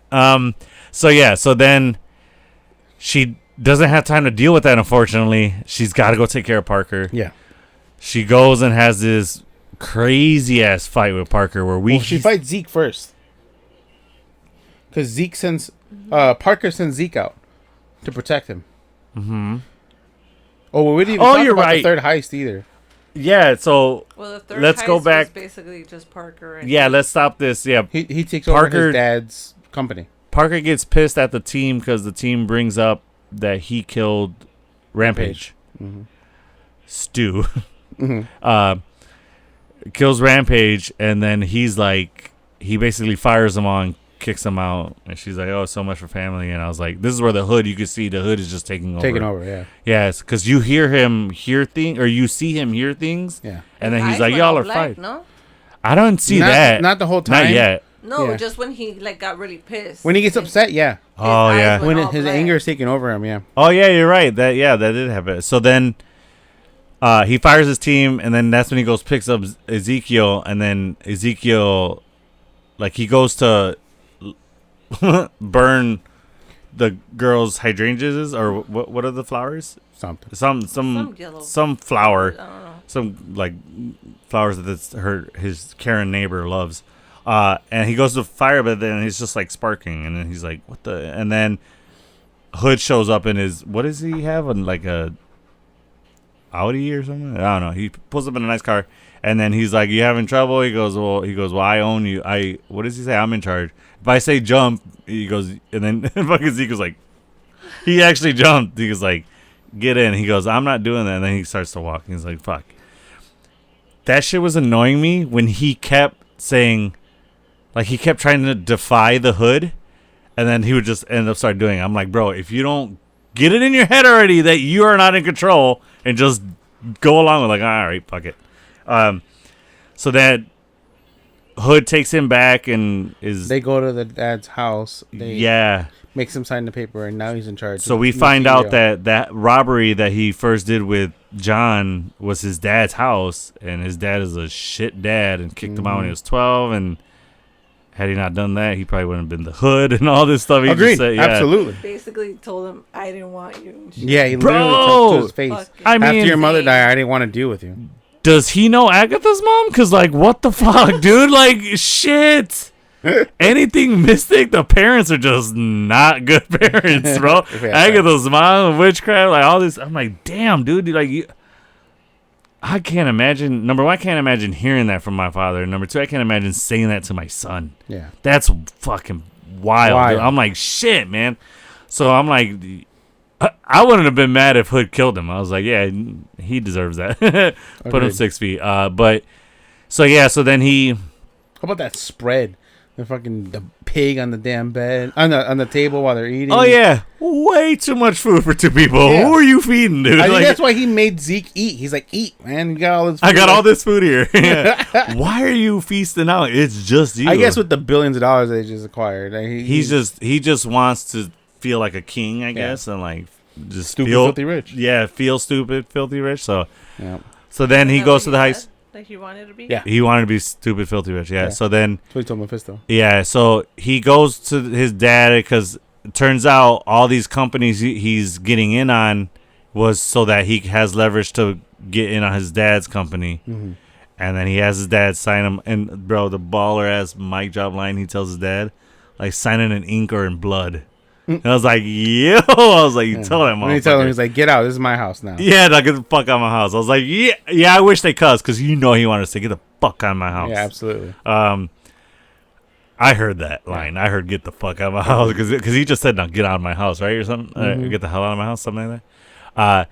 So then he winds up going back to, because he doesn't feel at home, or Ezekiel tells him line like, you'll never be here. Like, this will never be where you belong or whatever because you didn't earn it or whatever. So he goes, you know what? You're right. So they go back to the pizza joint, Desperitos. And then I love that name of the pizzeria so much because it's so on par for Mephisto. Yeah. Like 100%. It's better than naming it Mephisto's Diner or whatever. Pizzeria. So he goes back there. And then that's when Riri comes in and she fights Ezekiel and she subdues him. And she nut shots him because that's the only place that doesn't have tech. After did you see the scan? She scans him. She scans him and sees that it's no tech there. Which would you want? It allows no, but it allows the system to reset. My boy. And then she puts something on the neck. Hold on, tech there could probably have you going hours. I mean, fair. Or I'd rather just be my height and ascension. All right, you'd rather any length than because more girth. I was just to make it. Oh no! I mean, I don't know if necessarily all women want that, my guy. Well, I'm not saying make it the size of the fucking. What is the Captain America shield and shit? You know? Oh God, no! Isn't there like a term for those giant ones? Aren't they called something? Giant ones? Giant, like, dildos. Where they're, like, stupid, like, this large. I've heard them called something. A mistake. Why are you it's looking at me? Listen. Out of the 3 people in this room, who's used those? Because it ain't your boys. We don't get down like that. Or... Am I no, speaking absolutely on not. okay. Oh no! Right. I was just that look. That look was telling me I was incorrect. I don't know what y'all saw. I was freaked out like, because I'm like, yo. I would have been like, speak for yourself. But yeah, right. No. Psych. You're like, I have here. No. No. So, yeah. I don't know how he got there. Oh, yeah. So he didn't have tech in his junk, and she said that hitting him there would temporarily reset his system to give her enough time to take over. To give him control back. So then she does that because she didn't want to kill him or hurt him. Because he spared her. Right. It's a tit for tat, basically, or an eye for an eye. It's like, yeah, you save me, I'll give you a chance to save you. Even though he said that, like, I have all this anger and hate in me, this isn't over. Yeah. Which kind of sets up that he's going to have a comeback at some point. I don't think it'll be necessarily in a villain capacity, but something he's going to have something to do with Riri. Their relationship isn't over. So then she goes up to deal with Parker, and then they have this all-out brawl, and we see Parker go straight demon. Mm-hmm. His face kind of contorts a little bit. He looks kind of vampiric. Yeah, his hands had like claws at the end, right? Mm-hmm. Like his nails turned into kind of claws, like talons, kind of. Yeah. And that was crazy. So she tricks him into this whole ruse. Well, I was getting there, yeah. So, it looks like he's starting to win. Yeah. So to set it up, they start the fight because he goes invisible, and then Riri's like, and like Iron punches the floor, but with magic, and we see the magic light up the room and kind of undo his cloak, his invisibility. And then they start. He goes, "Oh, I thought you were all tech. I thought you were tech only," which I like that line. And then they start fighting, and then it looks like he's just Hulk raging out, and it looks like he's winning. Yeah, like you said, he's starting to tear the suit, and then she goes into like almost just like Hail Mary safe self-destruct mode. Yeah, I wouldn't say Hail Mary. It was like a self-destruct mode. Yeah, like a last resort. Like that's blow it. That's what a Hail Mary is. It's a last resort. That's why I said Hail Mary. I saw more Hail Mary as like a last shot, but like that was kind of like just a fucking blow it. You know, like a. But the whole thing is a con. It's to lure him in. Yeah. So the suit explodes. Which it looks like. Parker comes back like unfazed, and he's about to kill Riri. He shoots. The bullet stops, and then you see it like flickering, like with Natalie. So it turns out it's a whole projection. And what Riri says a dope ass line, right? She goes, "You like that, right?" Or pretty cool, right? Or some shit like that. And then rips the hood off of him. Yeah. And then you see like the magic coming off of him, because like I guess that symbolizes it came off of him unwillingly, not him taking it off. Right. Right. So she ripped literally the magic from him, and then he's like, "Oh, it hurts," and blah blah. And then you see the veiny things go away. No, right? He still has them, because when he goes to Zelma, he still has. I can't remember if he goes the marks on his neck. I think he does. The marks on the neck. I thought he does because he's hooded up. He's still wearing a hood. Yeah, he can't let that shit go. So then she takes the hood. And then she goes downstairs, because they have the fight upstairs on like the loft apartment part. And then she goes downstairs with the hood. And who's there? Mephisto chilling eating pizza again. A little bit more casually dressed, not like. Well, last time he was wearing the hood, wasn't he? Yeah. But he also had like a suit. Oh, fair point. Yeah. This time he just had a blazer with like a t-shirt underneath. Yeah. Well, I guess you got to suit it up when you're wearing the hood. You know, I guess look more. Demure. So yeah, he's there. He goes, have a seat, and then he gets her out of her suit. He drops the suit and actually makes it disappear. Yeah. Well, I think the cloak makes it go invisible. Oh, you think that's what it does? I think he controls the cloak to make it go invisible. Fair point. All right, I didn't think of that. So then they have a conversation, and he's like, she calls him Mr. Dormammu, man, and then he's like. Dormammu, he cracks up. He goes, "That Dormammu couldn't clean my taint or clean my glorious asshole." Is what he said. And I was like, "Yo, Mephisto's a boss, dude. He just called Dormammu a bitch." Basically, yeah. He's like, that motherfucker can't. He's a peasant compared to me. Like, right. So then she's like, he goes, no. He goes, I've gone by many names, and then we actually hear the fucking words. Oh no, we've already heard it in Agatha, Mephisto, but he says Mephisto, and then she basically understands that. Oh, that's how Parker has, that's how Parker's able to, where you got the hood from, and what he's able to do. And then he goes in and he goes, that he knows about her and he would love to make a deal with her and give her what she wants. And then she starts getting flashes of like Natalie and I'm like, oh fuck! Right when Natalie popped up, I'm like, oh shit, he's got her, because he's seen that. Or I kind of got the feeling like he saw what she saw. Did you get that too? Yeah, absolutely. Okay, I think he's playing with her mental state. he put that image in her. You think? Yeah, I thought that too. So, and then we kind of get the feeling like, oh, Riri's wise to him, and she's her genius is that work. She's not gonna fall for it. But as soon as Nat comes in, her fucking guard drops and we start to see her contemplating it, and then we finally see his demonic form. Yo, if you guys did not catch, I'm sure everybody caught it. If not, it's all over the internet. We see he's stirring his coffee. We'll mug. say tea or coffee. I feel like demons drink tea. I don't know. He's in the tea. He's stirring his tea.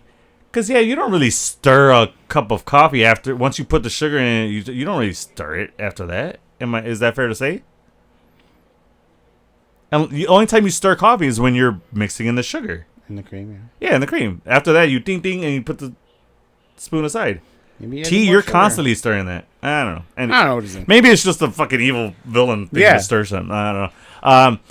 But we see a reflection of his face in the spoon, and it was the red fucking dope. Red face, yellow eyes, very demon-esque. Now, he is not the devil, right? And he is not the MCU's devil, but people fear him like that, like we do the devil. So I loved that we got a glimpse of him in his natural form. I thought it was fucking dope. I've waited to watch Eric Voss's reaction to it. Yeah. He put a video up. I haven't watched it yet. But I want to watch his reaction. it. You watched it already? No, I said watch it. Oh, yeah. I can't wait. Yeah. The whole Mephisto train happened. He probably nuts in his pants. Like, he has a cigarette out there. If anything, I think he's just finally happy he's that like, it's over. Yes. It's over. Yeah. People are going to stop giving me shit about No more this. theorizing. Yeah. Because that was a big theory of his that never panned out. WandaVision? Yeah. But it made sense. Dude, everybody thought it. And Like WandaVision knew what they were doing.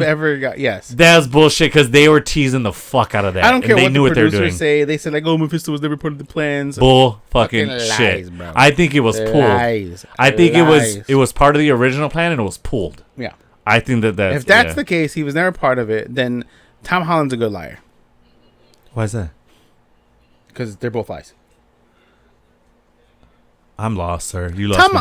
He cannot tell a lie. He cannot keep a secret. Okay, but how is that Tom Holland then? Huh? What are you making the connection with Tom Holland? If Mephisto was never part of the plans, then I'm saying Tom Holland is good at keeping secrets and lying.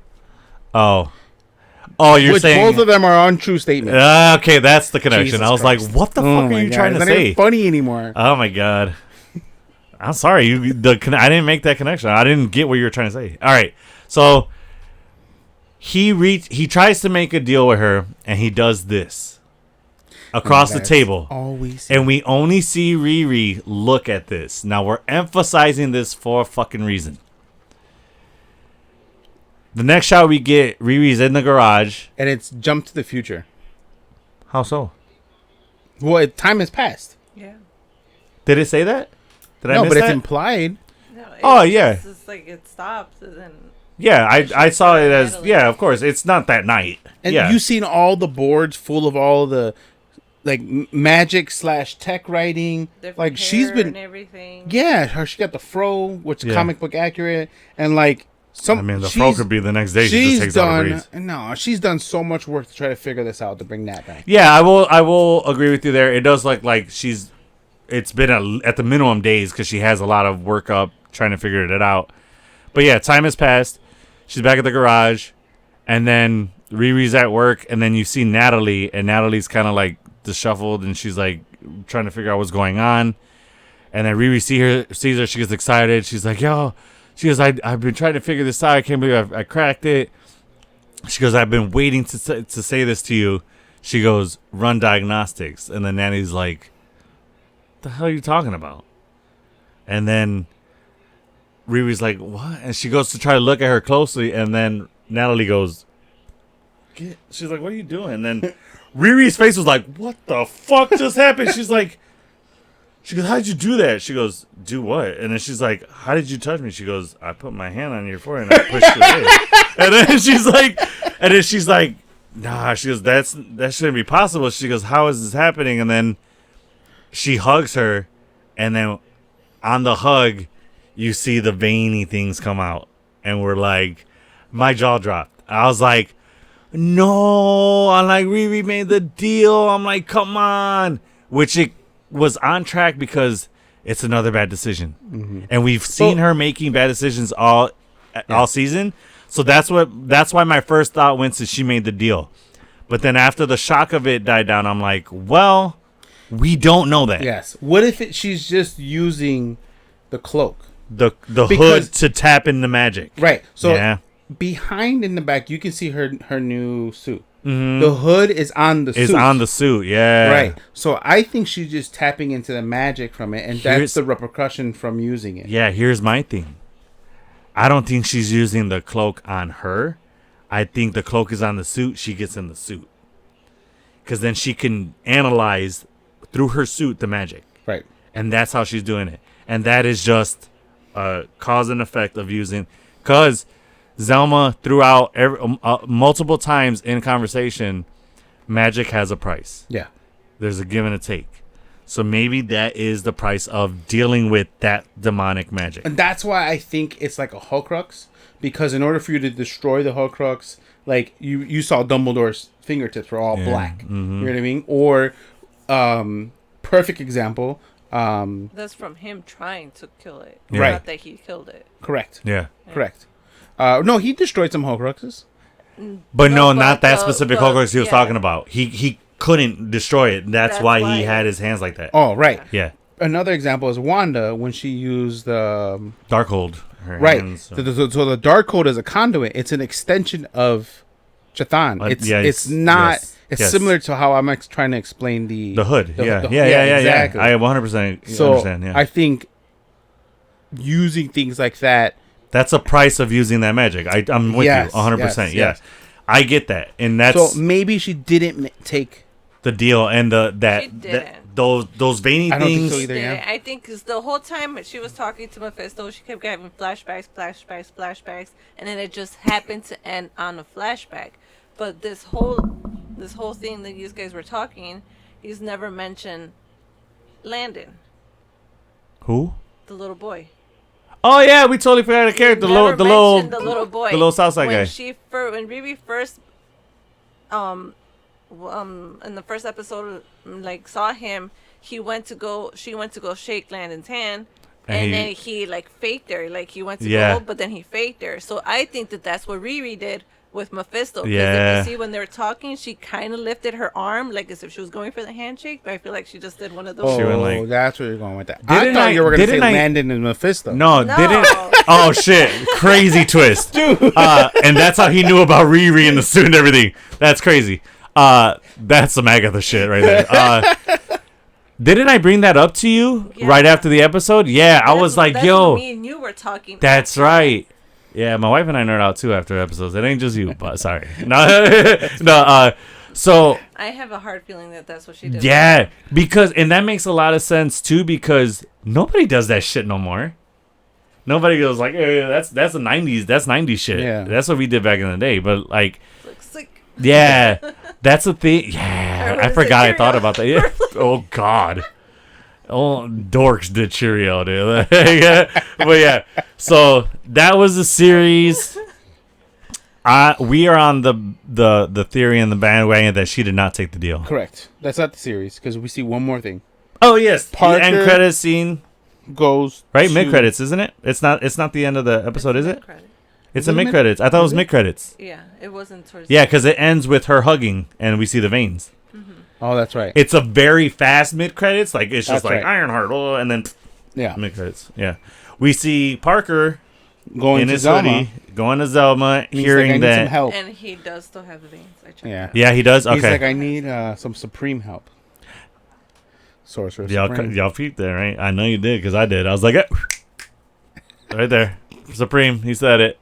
So, so he's talking about the title, not Stranger Wong, right? He's talking about the Sorcerer Supreme, not.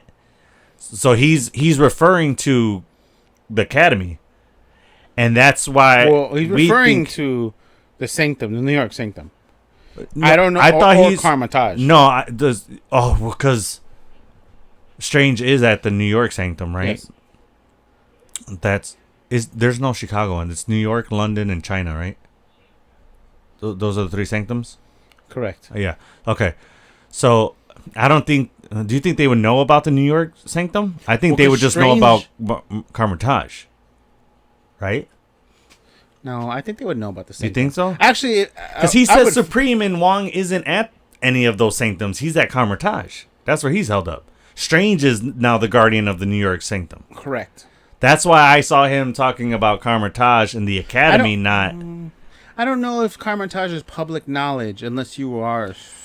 I feel like the Sanctums would be more Correct, but Parker isn't common now. He's not common knowledge people. He's dealt with dark magic, so he would know in dealings who to talk to figure out about Carmitage and all that stuff. He's a resourceful guy. Right. I think he knows about Carmitage even before this conversation. Just his having the magic. I feel like that magic kind of gives you some knowledge of mystic arts. Mephisto has brought back Parker from dying as the Ghost Rider. What? Yeah. And his cousin's name was Johnny. Blaze. Ooh. Just saying. There's some I'm just saying. Well, Mephisto is the one who gives Ghost Rider the Ghost Rider powers. Yeah. We've seen it in the Ghost Rider movies. Mm-hmm. That's where we first saw Mephisto, technically. So, yeah. We've seen Mephisto how many times? I've only known in those two movies. What two movies? Ghost Rider and Ghost Rider Spirit of Vengeance, whatever. He's played by two different people, right? Correct. He has different faces. Yeah. Yeah. Which I guess checks out. Yeah. Devil takes many forms. That is a series. We absolutely loved it. Ratings. It is time for the Infinity Stone ratings. IMDb, surprisingly, it's a 4.3 out of 10. Fuck you, IMDb. Usually I'm all on par with IMDb, and I'm liking it. And this is why I don't like Rotten Tomatoes. They scored it poorly before it dropped, and then they changed the ratings. Yeah. So it's 49% for the popcorn meter. So for the audience score? Fuck out of here, people. Yeah, but how are you 49%? You're the number one show on Disney Plus. Stop it. 77 for Rotten Tomato. Yeah, they changed their shit. Yeah. I haven't really decided what I wanted to give it just yet. Stop it. Really? Yeah, because I can't give it it's definitely not a 5. It's definitely not a 6. All right, well, so while you're debating over there, I am going to give it, me having read this comics, maybe that's probably why I can hone in on my stone rating easier. It's a solid 5 for me. Absolutely love this. Love Dominique Thorne in it. Killing it. Is another perfect person, perfect casting. She embodies Riri, the sass, all that stuff. I like Mephisto. I like Parker Robbins, Arbori. What is his name? Was it Danny Ramirez? No. What's his name? Oh, Anthony Ramos. Anthony Ramos killed it. Yeah, love that guy in anything he does. Casting wise, every person. Sasha, dude, I am loving Sasha as Mephisto. Again, I want to hear him do Borat, but I like seeing him in a more serious role rather than his goofy Borat and all that shit and Ali or whatever. I think he killed it, but for the main thing, the writing, man. The writing on this season. I mean, that's what you get from Ryan Coogler, man, as an executive producer. You know? I told you, this man does not miss. He don't even have to direct it to not miss. Like, he is fucking phenomenal. Writing, supporting characters in this. It's set in our hometown, Chicago. Is shedding some light on that, bringing that to the MCU. Absolutely love the series. It's another Iron series. I'm loving this character, Riri Williams, in the MCU. I like what they did with it. I can't find anything wrong. It didn't blow me out of the waters, which is why it is not 6 stones for me. It's a solid 5. Solid 5. I stick with 4. You're gonna go 4? All right, Yeah. fair enough. I would be hard pressed to find a series a TV show that you would give 6 stones outside of WandaVision And Loki. just because you're heavily invested in those characters, so that makes sense why you give those. I wasn't into Loki. It's just that it worked. No. I said you're heavily invested, meaning you've known that character that long. You've been with Loki for a long time. That's fair. So you're more invested into that story, and then you're more prone to like it because you've known that character. Which is these Disney Plus series, they're all relatively just new characters that are their story is being told. Mm-hmm. I will be floored if you ever say 6 stones for a series that comes out. Yeah, especially with you're hard pressed to give 6 to a movie. Yeah, because Daredevil would be the only thing that's killing it. But it's been around for so long. So yeah, and even that you only gave 5, right? Mm-hmm. Yeah, So you're gonna go with 4 stones? Mm-hmm. That's solid. See, that's still good. Still good. Producer, you want to give your stone ratings? 4.5. Nice. All right. Fair enough. It would have been 6 if I would have saw RDJ as her AI. Huh. I'm okay that they didn't. If they kept my cutie in there. Oh, fuck off. Whatever. I was like, when he died, I was like, fuck yeah. Fuck yeah. Choke on that bitch. Also his hair. Oh my God, Parker's hair looking like fucking. Oh, I agree. What's his name? Lord Farquaad. Dude, that was a bad hairstyle, my guy. That is not feeling it. When he had it pulled back, I was like, all right. Now you're looking right. The slick back, yeah. Slick back, tied up. I was like, all right. Don't leave that shit down. You look fucking medieval. Like medieval times. Yeah, I wasn't the biggest fan of it. I was waiting for him to be like, Squire? Like what the fuck are you? run. Yeah. Oh my God. We're such nerds. We are. And that's what you're here for. So yeah, that was Ironheart. Let us know what you guys think. I mean, I don't necessarily agree with that Rotten Tomatoes, but your boy don't like Rotten Tomatoes anyway. Or that even the IMDb rating. I don't agree with that. I think this show is a lot better than people, or at least that the internet is saying. For sure. But that being said, let us know what you guys think of the show, whether you liked it, didn't like it. They did say if it gets a season 2 is for people rewatching it. So please rewatch that. Mm-hmm. I've already seen it twice. Probably will see it more times, if I'm being honest. Yes, thoroughly enjoyed it. Next thing we got coming up, Superman. Mm-hmm. Listen, this is the start of the DCU, and it's starting off right. I will promise you that. Do not go into this comparing it to Henry Cavill, please. Yes. You will be doing yourself a disservice. It's not. It's not that. It's not all that. It's not any Superman you've seen. And I will start by saying this. It's Superman at his beginning days. Just go into it thinking that, and you will enjoy this movie. It's a James Gunn film. If you liked any of what he's done in the MCU, you're going to like this. It's his beginning days. It is. It is partly, but it's... He hasn't been Superman long enough yet. It even says that... I think it's like, 3 years into him being Superman. He just called out... I don't mean like, he just fucking got the suit. Right. Like, I meant in his beginning years is like his first era of Superman.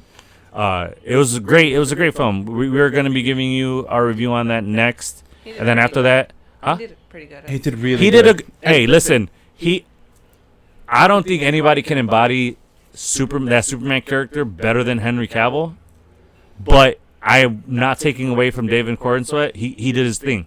He did his job. I think they cast that right. They showed an emotional side of Superman that we haven't really seen the right. They showed him vulnerable, and that's what I like. Yes, but see, that's and I can't. The Batman that we get has to be a cutthroat Batman. It has to be a Batman that has the contingency plan. It can't be old Bat. Dude. You know what I mean? I better see that fucking contingency plan in his Justice League. Right. I fucking want to see it. Justice already. I want to see it. We gotta see the animated. Have you seen the most recent the Infinity Crisis? No, it's on my list though. So Batman in previous movies that kind of all tie into that. he's this cutthroat guy, and he's like, why would you have a contingency plan on me? And Superman's upset, and he's like, because you're too naive, like you're too good that it's scary that one little thing that snaps you wouldn't. Then and we see that when he kills Lois on accident because the Joker fucks with him or whatever. But I get it, like it's the conversation Tony and Steve had. Like I don't trust somebody without a dark side. Like you know what I mean? Like it's that kind fair. Of like you're too good. Like there's it's that like this is too good to be true kind of thing. Like there might be a moment where you snap on the human race and think we're doing things wrong and want to annihilate and who's us. gonna stop him? Yes. Yeah. Who the fuck can stop? You know? And we. But everybody did their thing. They didn't play. No, you know what? I'm gonna say that for our review. But the guy who played Lex killed that shit. Absolutely. He fucking played Lex to a T. The only guy I like better as Lex is Michael Rosenbaum. I don't think anybody will play Lex better than him. But this guy, I get why he got paid more. Well, he got paid more because he has more of a pedigree behind him, but that's neither here nor there. I think he's my favorite Lex. Wow. Yeah, that's something to say. Did you watch Smallville, though? Yeah. In its entirety? No. Okay. That might affect your rating on that. It's different. I don't know. Just... Because I don't think you seen the nicer side of Lex before he turned full Lex. If he doesn't get full Lex until the later season of Smallville. Like I said this movie is right off the comic books. Like correct. And even the animated series, the asshole version of Lex is what we saw in this movie. Yes. And in the animated series, that's the Lex that I know really well too. My point being is that you don't see that asshole Lex until the and more closer to the end of Lex's run on Smallville. The first 5 seasons is not Lex. The Lex we know. Lex happens after him and Clark have a falling out. In Smallville? In Smallville. Okay. And that comes later because he's only in Smallville up to season 7. His contract is up and he's like, I'm not coming back. And then they have 3 more seasons. But yeah. So that's coming soon. That episode's so it's Smallville. Superman. And then after that, Fantastic Four. That's 8. 4. Fantastic 8 would be crazy. So yeah, so those coming to you guys. So please go see those movies. Superman's already like blowing up in the box office, right? Absolutely. They like tripled their budget already or something like that. Like something crazy. Yeah. Opening weekend, they already blew past their budget. So, and I'm happy to hear that the actors get a take of the box office because their salary is so low. They get a take of the box office money. Nice. So that's good because Superman didn't even break $1 million for his salary. Him and Lois got paid $750K, and Lex got paid $2 million. Wow. Yeah, dude. Because they don't have that much of acting pedigree behind them. This dude, the guy playing Lex, has been acting since he was a kid. Yeah, fair. So you got to pay him his due. He was Hank McCoy. He was. Yeah, man. He's done a lot of different things. There's 10 actors in Superman that were in MCU. Yeah, he played Beast. He played the young Beast. So yeah, those episodes are coming to you guys soon. Be sure to check those out when we drop those. Kike, since we're in Chicago like this show, and I am with you to the end of the line. Thanks. If you enjoyed this episode, please don't forget to like and subscribe. Also, hit that notification bell to stay up to date on all our new episodes and more.